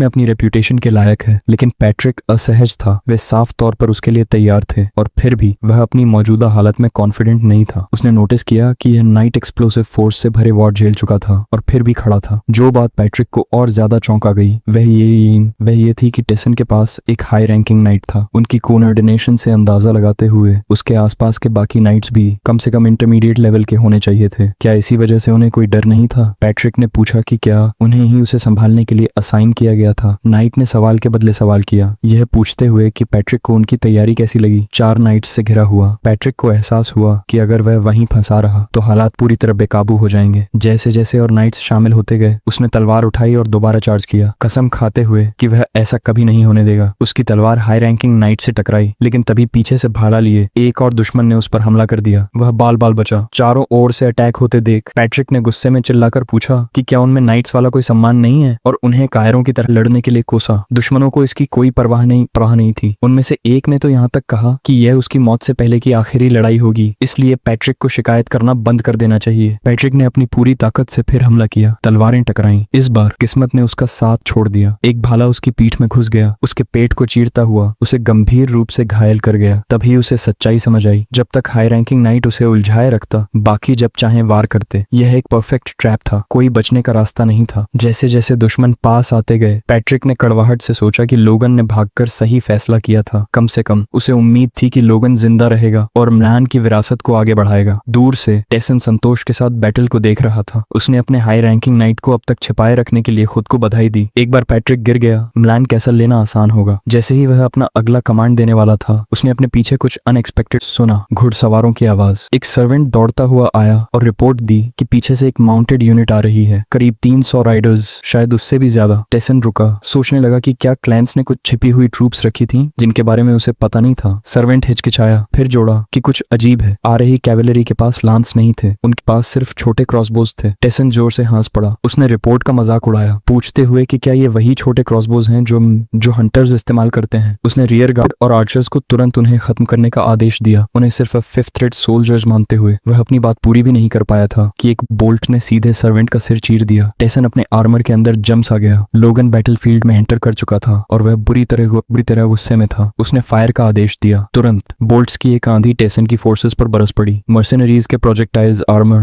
शील्ड्स और मांस को एक साथ चीरते चले गए। सैकड़ों सोल्जर्स कुछ ही सेकंड्स में गिर पड़े। एक सोल्जर को एहसास हुआ कि जो भी समय पर शील्ड नहीं उठा पाया वह पहले ही मर चुका था, और अगर उसने एक पल देर से रिएक्ट किया होता तो वह भी उन्हीं में शामिल हो जाता। टेसन के आर्चर्स ने जवाबी फायर की कोशिश की, लेकिन उनके तीर बेअसर रह गए। उनके बोर लोगन की ट्रूप्स तक पहुंच ही नहीं पा रहे थे। एक और वॉली चली जिसने टेसन के और भी सोल्जर्स को गिरा दिया। कुछ ही सेकंड्स में रियर कोलैप्स होते देख टेसन समझ ही नहीं पा रहा था कि हो क्या रहा है। कोई मैजिक नहीं था, सिर्फ वे शापित क्रॉसबोज। वह सोचने लगा कि म्लान्स ने आखिर किस तरह का हथियार बना लिया था। गुस्से से पागल होकर टेसन ने अपने नाइट्स पर चिल्लाया कि मुड़ो और उन हरामियों को नष्ट कर दो। कैवेलरी पूरी रफ्तार से लोगन की फोर्सेस की ओर चार्ज करने लगी। लोगन उन्हें आते हुए एक मुस्कान के साथ देख रहा था। उसी समय पास ही एक और लड़ाई चल रही थी। रोनियान एक दुश्मन नाइट के साथ कॉम्बैट में फंसा हुआ था। उसने आने वाले एक वार को मुश्किल से डॉज किया, और उसके विरोधी ने मजाक उड़ाते हुए उसकी तारीफ की कि उसने अच्छा रिएक्ट किया। उनके आसपास हथियार टकरा रहे थे। एक सोल्जर ने अपने साथी पर चिल्लाते हुए कहा कि बच्चे के साथ खेलना बंद करो, यह याद दिलाते हुए कि बैटल अब जानलेवा हो चुकी है। दूसरे ने जवाब दिया कि वह बिल्कुल भी होल्ड बैक नहीं कर रहा है, यह जोड़ते हुए कि भले ही रोनियन जवान है लेकिन उसे अंडर एस्टिमेट नहीं किया जा सकता। उनकी बातचीत सुनते ही रोनियन के दिमाग में कुछ क्लिक हुआ। यह अब ट्रेनिंग नहीं थी, यह रियल वॉर थी। इस अफरा तफरी के सामने उसे एहसास हुआ कि वह कोई प्रोडिजी नहीं था, बस लड़का था जिसकी फोर्स जल्दी अवेकन हो गई थी। फिर भी हारना कोई ऑप्शन नहीं था, बहुत कुछ उस पर डिपेंड करता था। उसने अपने पिता के बारे में सोचा, जिन्होंने उसे इस वॉर में लोगन का हिस्सा निभाने की जिम्मेदारी सौंपी थी। वह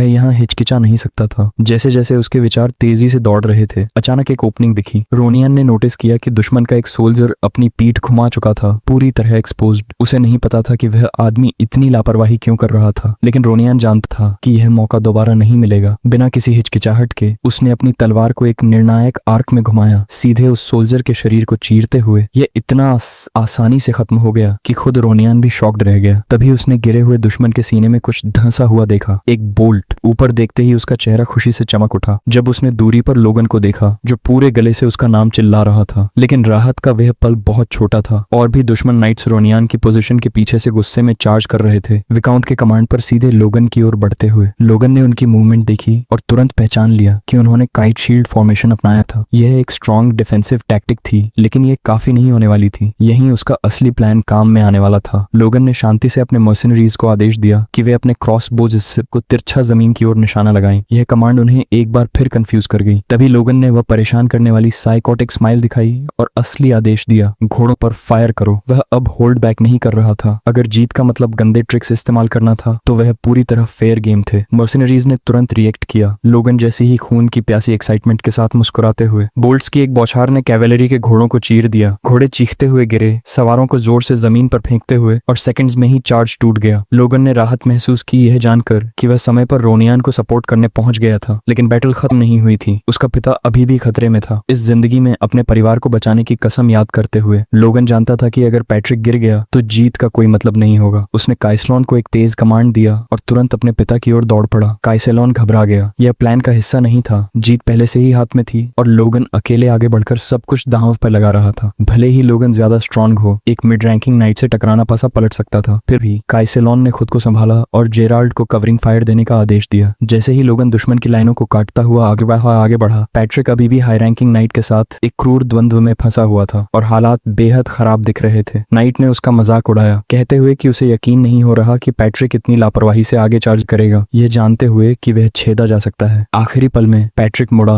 और पीछे कूद गया, मुश्किल से सांस लेने की जगह बनाते हुए। दुश्मन की मूवमेंट्स को देखते हुए उसे कुछ अजीब लगा। वे बेबुनियाद हताशा के साथ लड़ रहे थे, खुद को हद से आगे धकेलते हुए, मानो अपनी जान फेंक रहे हों। यह समझ में नहीं आता था। उनके पास एडवांटेज था। वे कोने में फंसे जानवरों की तरह क्यों लड़ रहे थे? सोचने का मौका मिलने से पहले ही पैट्रिक ने तेजी से लगातार 2 आने वाले भालों को डिफ्लेक्ट किया। तभी कहीं से भी लोगन उसके सामने प्रकट हो गया। एक पल में लोगन ने 2 मिड लेवल नाइट्स को काट गिराया, पैट्रिक को पूरी तरह स्तब्ध छोड़ते हुए। पैट्रिक को याद आया कि उसने लोगन को दुश्मन की लाइनों के बहुत पीछे एक मर्सिनरी फोर्स के साथ एंटर करते देखा था। उसके लिए इतनी जल्दी यहाँ पहुंचना नामुमकिन होना चाहिए था। जैसे ही पैट्रिक ने अपना सिर घुमाया, पीछे का दृश्य उसकी सोच को पूरी तरह फ्रीज कर गया। जमीन लाशों से भरी हुई थी, शरीरों का एक समंदर पूरे मैदान में फैला हुआ था। पैट्रिक लोगन से पूछना चाहता था कि वह इतना ताकतवर कैसे हो गया, लेकिन अब उसका समय नहीं था। वैसे भी कुछ भी समझ में नहीं आ रहा था। इसके बजाय उसने सिर्फ वही सवाल पूछा जो मायने रखता था, क्या लोगन के आने का मतलब था कि वे जीत रहे थे? लोगन ने बस सिर हिला दिया। यह सुनकर पैट्रिक ने अपने बेटे के कंधे पर हाथ रखा और कहा कि उसने अच्छा किया है। हाई रैंकिंग नाइट अविश्वास में लोगन को घूर रहा था। एक दूर दराज के बैरन से आया 20 साल का लड़का भी अभी 2 मिड लेवल नाइट्स को बिना मेहनत के मार चुका था। उस उम्र में वह खुद सिर्फ नाइट बनने के लिए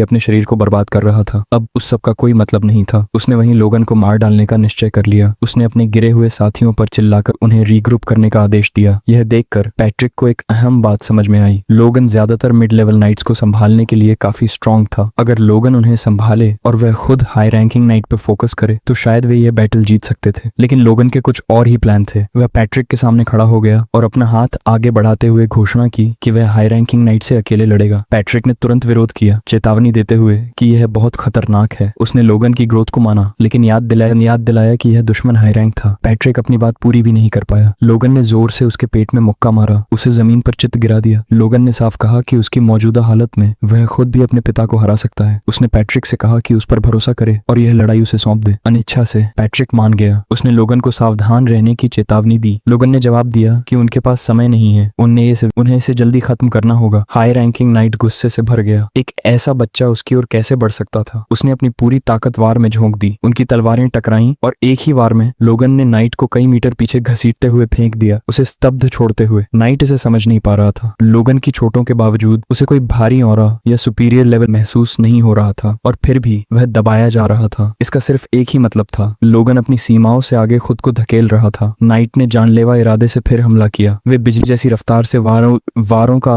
आदान प्रदान करने लगे, आगे पीछे कूदते हुए। तलवारें टकराती रहीं। जब उनकी तलवारें एक बार फिर लॉक हुई, नाइट ने सोचा कि अगर वह घायल न होता तो वह अब तक जीत चुका होता। तभी लोगन ने उसे देखा। एक पल भर की ओपनिंग। उसने तुरंत वार किया, अपने विरोधी को चीरते हुए एक गहरी चोट दे दी। लोगन समय रहते पीछे कूद गया, काउंटर अटैक से बचते हुए। नाइट ने इस एक्सचेंज को एनालाइज किया और समझा कि कोई साफ गैप नहीं था। लोगन को जबरदस्ती एक बनानी होगी। तभी उसने कुछ नोटिस किया और लोगन ने भी। नाइट लोगन के वारों के पीछे की फोर्स को एब्जॉर्ब कर रहा था। ये सोचते हुए कि उसने अपना जाल बिछा लिया है। नाइट ने घोषणा की कि लोगन सीधे उसमें फंस गया है और उसे खत्म करने की तैयारी की। लोगन असंतुलित दिखा। किलिंग ब्लो गिरने ही वाला था, लेकिन वह कभी गिरा नहीं। लोगन ने तुरंत अपना संतुलन वापस पा लिया। नाइट ये सोचने पर मजबूर हो गया कि क्या उसकी अपनी मूवमेंट्स स्लो हो गई थी। लोगन की ऑरा उफान मारने लगी जब उसने अपनी सीक्रेट टेक्निक तैयार की। नाइट ने इसे तुरंत महसूस किया और जान गया कि उसे पीछे हटना होगा। बहुत देर हो चुकी थी। लोगन ने काटने वाली ऊर्जा की एक विनाशकारी लहर छोड़ दी। इस अटैक ने हाई रैंकिंग नाइट को एक ही वार में मिटा दिया। बैटलफील्ड खामोश हो गया। लोगन ने गरजते हुए घोषणा की कि वह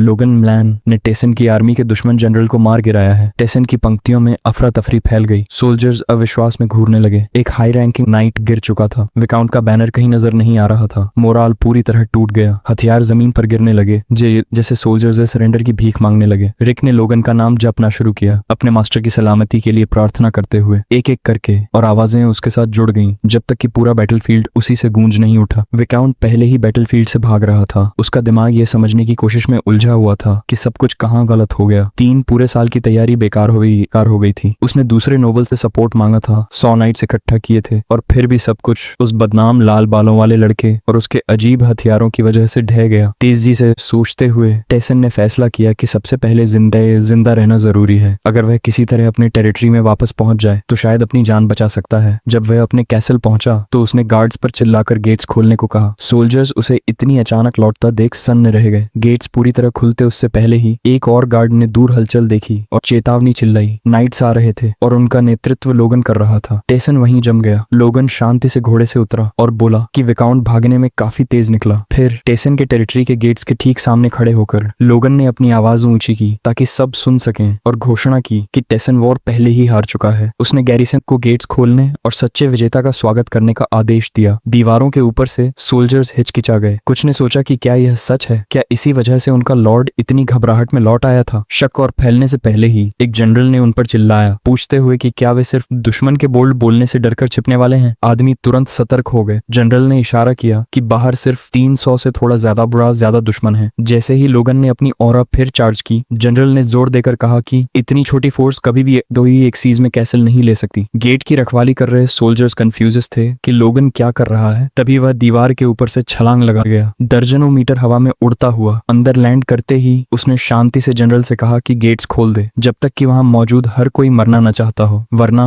वह खुद सबको मारकर गेट्स खोल देगा। पैलेस के अंदर टेसन पागलों की तरह सोने के सिक्के और कीमती सामान बैग्स में ठूंस रहा था, यह सोचते हुए कि कम से कम वह कुछ दौलत के साथ भाग सके। अचानक उसके पीछे लोगन की आवाज गूंजी, यह घोषणा करते हुए कि वह आखिरकार उसे पकड़ चुका है। टेसन डर के मारे पीछे लड़खड़ाया और चिल्लाकर पूछा कि लोगन अंदर कैसे पहुंचा। लोगन ने ठंडे स्वर में जवाब दिया कि टेसन के अपने सर्वेंट्स ने उसे धोखा दे दिया था, उससे पहले कि उसे तलवार निकालने की जरूरत भी पड़े, जो विकाउंट की रेपुटेशन के बारे में बहुत कुछ कहता था। गुस्से में टेसन ने अपने सर्वेंट्स को कोसा, फिर डर ने उसे फिर से जकड़ लिया। उसने गिड़गिड़ाते हुए सरेंडर की घोषणा की और फ्यूडल कन्वेंशंस के मुताबिक मुआवजा देने का वादा किया। उसने लोगन से अपनी और अपने परिवार की जान बख्शने की भीख मांगी। लोगन ने ठहाका लगाया और पूछा कि उसे कन्वेंशंस की बात करने का हक किसने दिया। उसने टेसन की ओर नीचे देखते हुए याद दिलाया कि उसने बिना चेतावनी वॉर डिक्लेयर की और एक ही दिन में सब कुछ रौंद दिया। लोगन का गुस्सा साफ दिख रहा था। उसकी पेशानी की नस फूली हुई थी जब उसने पूछा कि क्या टेसन के पास जरा भी जमीर है। टेसन ने आखिरी कोशिश की, यह दलील देते हुए कि नोबल ऑनर और फ्यूडल लॉ कैदियों की सुरक्षा की गारंटी देते हैं। लोगन ने एक शर्त पर सहमति दी। उसने कहा कि वह अपने घर, हाउस म्लैन के ऑनर और कस्टम्स का पालन करेगा, इसलिए टेसन की जान बख्श दी जाएगी और उसे सीमित मात्रा में धन लेकर जाने दिया जाएगा। टेसन धन्यवाद देने ही वाला था कि लोगन ने उसे रोक दिया। उसने कहा कि अगर वहां पैट्रिक खड़ा होता तो वह सच में यह सब कर देता। पैट्रिक एक सम्मानित आदमी है जो शायद बिना शर्त सरेंडर भी स्वीकार कर लेता। बोलते हुए लोगन की नजर एक हीरे जड़ा हुआ खंजर एक संदूक के अंदर पड़ी पड़ गई। उसने उसे उठाया, उसकी कारीगरी की तारीफ करते हुए। टेसन ने जल्दी से जोर दिया कि लोगन उसे रख ले, यह कहते हुए कि वह राज्य के सबसे बेहतरीन कारीगर ने बनाया है। लोगन ने मना कर दिया और टेसन से कहा कि वह उसे अपने साथ ले जाए। फिर बिना किसी चेतावनी के लोगन ने खंजर सीधे टेसन के सीने में घोंप दिया। जैसे ही टेसन गिरा, उसने लोगन पर झूठ बोलने का आरोप लगाया, चिल्लाते हुए कि उसने उसकी जान बख्शने का वादा किया था। लोगन ने शांति से जवाब दिया कि उसने ऐसा कोई वादा नहीं किया था। उसने सिर्फ बताया था कि उसका पिता क्या करता। दुर्भाग्य से टेसन के लिए लोगन बिल्कुल भी वैसा नहीं था। टेसन कुछ बुदबुदाने की कोशिश करने लगा नोबल ऑनर के बारे में, लेकिन लोगन ने उसे काटते हुए पूछा कि क्या उसे जरा भी अंदाजा है कि उसकी लालच की वजह से कितने लोग मरे हैं। उसने उसे आदेश दिया कि वह अपनी गंदी जिंदगी खत्म करे। वहां टेसोन जमीन पर गिरकर मर गया। लाश को नीचे देखते हुए लोगन ने सोचा कि टेसोन को इतनी जल्दी मौत मिलने के लिए आभारी होना चाहिए। उसने अपनी अपनी मुट्ठी भींची जो अभी भी खून से सनी हुई थी और धीरे धीरे सांस छोड़ी। संकट आखिरकार खत्म हो चुका था, अब सिर्फ आखिरी औपचारिकताएं बाकी थीं। उसने जोर से ऐलान किया कि विकाउंट रेमंड टेस्टोन ने आत्महत्या कर ली है, इतना काफी होगा। कुछ ही पलों बाद कैस्लोन अंदर आया और लोगन को बताया कि उसे किले की अंडरग्राउंड जेडिशन जेल का निरीक्षण करना चाहिए। कुछ दिन बाद टेसोन के किले की दीवारों के बाहर लोगन अपने पिता के साथ खड़ा था। पैट्रिक ने बताया कि वह जैसे ही अपनी चोटों से उबरा तुरंत आ गया। उसने टेसोन की आत्महत्या के बारे में पूछा। लोगन ने पुष्टि की और कहा कि टेसोन शायद निराशा में टूट चुका था। पैट्रिक को यकीन नहीं हुआ। वह करीब आया और सीधे पूछ लिया कि क्या लोगन ने खुद टेसोन को मारा था। दोनों की आंखें टकराईं। माहौल इतना तनावपूर्ण था मानो अभी लड़ाई छिड़ जाएगी। आखिरकार लोगन ने सच स्वीकार किया। हाँ, उसने जानबूझकर टेस्टोन को खत्म किया था। उसने समझाया कि कभी कभी उन्हें खुद अपने हाथों से फैसला लेना पड़ता है और टेसोन की रक्त रेखा को जिंदा छोड़ना भविष्य की तबाही को बुलाने जैसा होता। पैट्रिक ने लंबे समय तक अपने बेटे को देखा, फिर उसकी तारीफ की और कहा कि लोगन अब एक बड़ा आदमी बन चुका है और उसके पास अपने कारण रहे होंगे। उसने जोड़ा कि लोगन इस युद्ध की सबसे अहम कड़ी था और दिल से उसका शुक्रिया अदा किया। यह सुनकर लोगन खुश हो गया। उसने अपने पिता की ओर देखा और सच्ची चौड़ी मुस्कान दी। पैट्रिक शर्माते हुए, शब्दों में अटकते हुए बोला कि उसने बहुत अच्छा काम किया है। फिर उसने एक और खबर दी, लोगन को आधिकारिक रूप से हाउस मिलान का वारिस घोषित किया जाएगा। लोगन फिर मुस्कुराया लेकिन सिर हिलाकर इनकार कर दिया। पैट्रिक स्तब्ध रह गया और कारण पूछा। क्या लोगन अपनी छवि को लेकर चिंतित था? पैट्रिक ने भरोसा दिलाया कि युद्ध में उसकी उपलब्धियां किसी भी आलोचना को चुप कराने के लिए काफी है, लेकिन वजह यह नहीं थी। लोगन ने समझाया कि रोनियन परिवार का वारिस बनने के लिए कहीं ज्यादा उपयुक्त है। म्लैन एक नाइट्स का परिवार था और रोनियन ने सिर्फ 14 साल की उम्र में अपनी फोर्स जगह ली थी जो लोगन से 4 साल पहले था। यह कहना मुश्किल था कि वह वयस्क होकर कितना शक्तिशाली बनेगा। पैट्रिक निरुत्तर रह गया। उसने तर्क दिया कि सिर्फ ताकत ही किसी नोबल हाउस के नेतृत्व का फैसला नहीं करती। लोगन ने माना कि सामान्य हालात में यह सच है, लेकिन अगर रोनियन महाद्वीप का सबसे कम उम्र का फोर्स यूजर बन जाता जैसा कि लोगन की पिछली जिंदगी में हुआ था तो किसी को आपत्ति नहीं होती। सबसे अहम बात यह थी कि लोगन को बैरन बनने में कोई निजी दिलचस्पी नहीं थी। वह उस भूमिका में बंधकर समय बर्बाद नहीं करना चाहता था। बड़े भाई के नाते वह रोनियन को उसका हक देना चाहता था। उसने पैट्रिक से अनुरोध किया कि जब तक रोनियन बालिग न हो जाए तब तक उत्तराधिकारी चुनने का फैसला टाल दिया जाए। पैट्रिक ने स्वीकार किया कि उसने कभी नहीं सोचा था कि लोगन अपने भाई की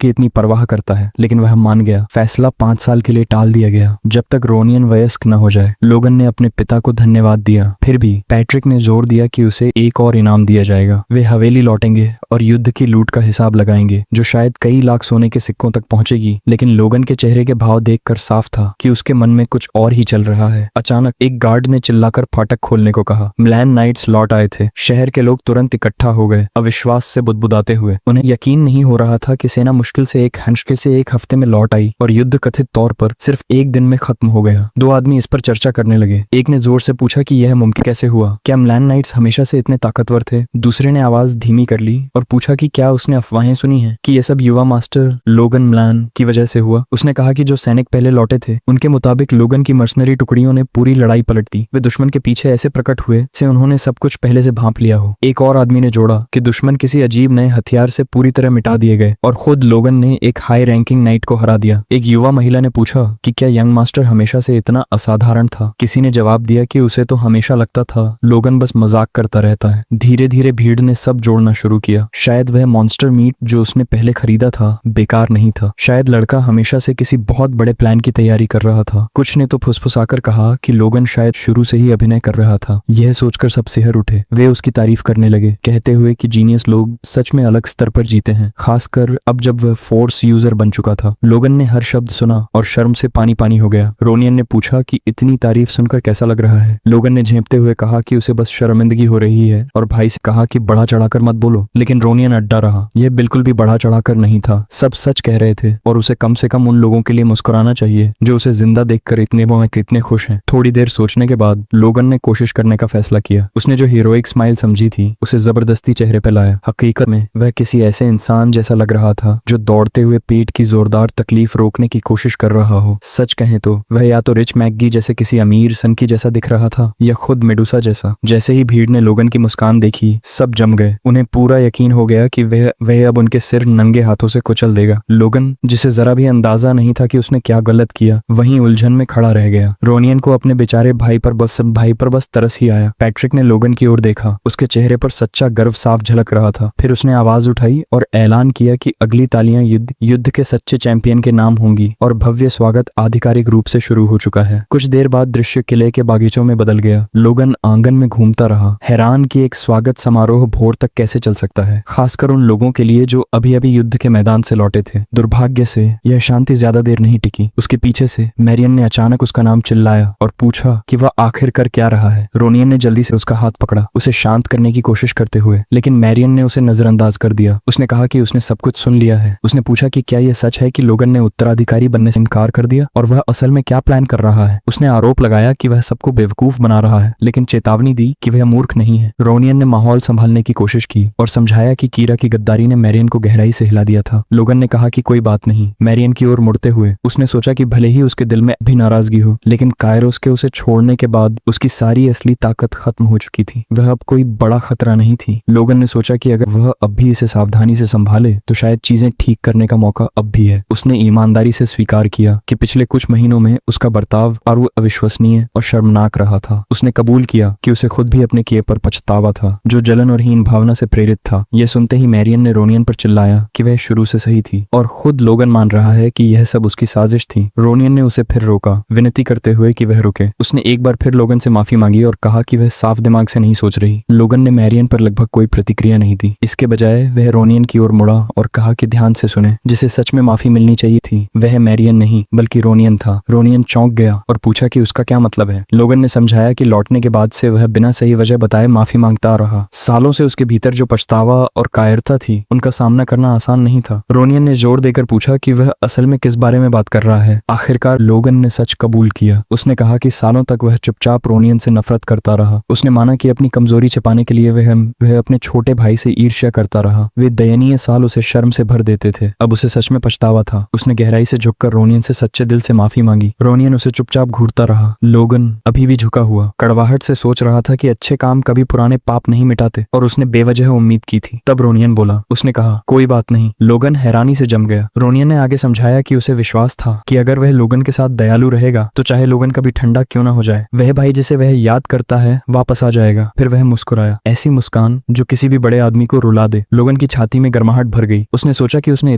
इतने साल एक इतना आसान काम करने में क्यों हिचकिचाहट दिखाई। मैरियन की ओर फिर मुड़ते हुए लोगन ने ईमानदारी से कहा कि वह सच में रोनियन की परवाह करता है और दिल से चाहता है कि उसका भाई उत्तराधिकारी बने। उसने माना कि उससे तुरंत भरोसा मांगना गलत होगा, इसलिए उसने बस इतना कहा कि वह उसे ध्यान से देखे। अब से वह जो भी करेगा परिवार के लिए करेगा। जब मैरियन चली गई, लोगन ने मन ही मन सोचा कि फिलहाल यह माफी काफी होगी। अगले ही दिन एक घने जंगल के भीतर लोगन और हाइमर साथ साथ चल रहे थे। हाइमर बड़बड़ाया कि युद्ध से लौटते ही वे दुनिया में आखिर जा कहां रहे हैं। लोगन ने शांत स्वर में जवाब दिया कि वह काफी आराम कर चुका है और अब फिर से काम शुरू करने का समय है। हाइमर ने मन ही मन कहा कि वह आगे आने वाले काम की वजह से ही घबराया हुआ है, यह सोचते हुए कि इस बार वह आखिरकार इनामों का मजा ले पाएगा। लोगन ने आत्मविश्वास से भरोसा दिलाया कि यह काम जरूर मजेदार होगा। हाइमर हिचकिचाया। उसे पूरा यकीन था कि लोगन को जरा भी अंदाजा नहीं है कि वह क्या कह रहा है। थोड़ी देर बाद वे एक खुले मैदान में रुके और दूर तक देखने लगे। हाइमर अचानक सदमे में जम गया। पता चला कि लोगन वहां एक खान खोलने की योजना बना रहा था। इससे पहले टेसोन की बंजर जमीन पर चर्चा के दौरान पैट्रिक ने बताया था कि युद्ध के इनाम में लोगन क्या चाहता है, जमीन, उपाधियां या धन के बजाय। लोगन ने टेसोन सीमा के पास की एक पहाड़ी की जांच की अनुमति मांगी थी। पैट्रिक हंसा था और कहा था कि उसे पहाड़ी कहना भी दरिया दिली है। वह लगभग एक बंजर इलाका था जहाँ कुछ भी कीमती नजर नहीं आता था। उसने पूछा था कि लोगन उस खास जगह पे क्यों अड्डा हुआ है। लोगन ने बस मुस्कुराकर जवाब दिया था कि शायद जमीन के नीचे सोना छिपा हो। टेस्रोन के अचानक युद्ध के पीछे की सच्चाई एक साल बाद सामने आई। पता चला कि टेसोन चुपके से एक पहाड़ी से सोना निकालकर निर्यात कर रहा था, जो पहले मिलान क्षेत्र का हिस्सा थी और जिसे उसने हड़प लिया था। उसे एक सोने की खान नहीं, टेसोन को एक साधारण काउंट परिवार से कहीं ऊपर पहुंचा दिया था। वह समृद्धि तब तक चली जब तक बाद में रोनियन ने बदले में पूरे परिवार का सफाया नहीं कर दिया। टेसोन बैरन की अंडरग्राउंड जेल में कैसलोन ने बताया था कि वहां कुछ अजीब कैदी हैं जिन्हें देखने लायक है। उनमें से एक ने दावा किया कि उसने कोई अपराध नहीं किया। उसने कहा कि उसने सिर्फ काउंट के अनुरोध पर उस खान से सोना ढोने का काम स्वीकार किया था जहां वे काम पर रखे गए थे। इसके बावजूद विकाउंट ने उन्हें कैद कर दिया था। लोगन ने हैरानी से अपना हाथ चेहरे पर रख लिया। उसे टेसोन की मूर्खता पर यकीन नहीं हो रहा था। उसने 5 बेहद कीमती माइनिंग विशेषज्ञों को जेल में डाल दिया था। एक कैदी ने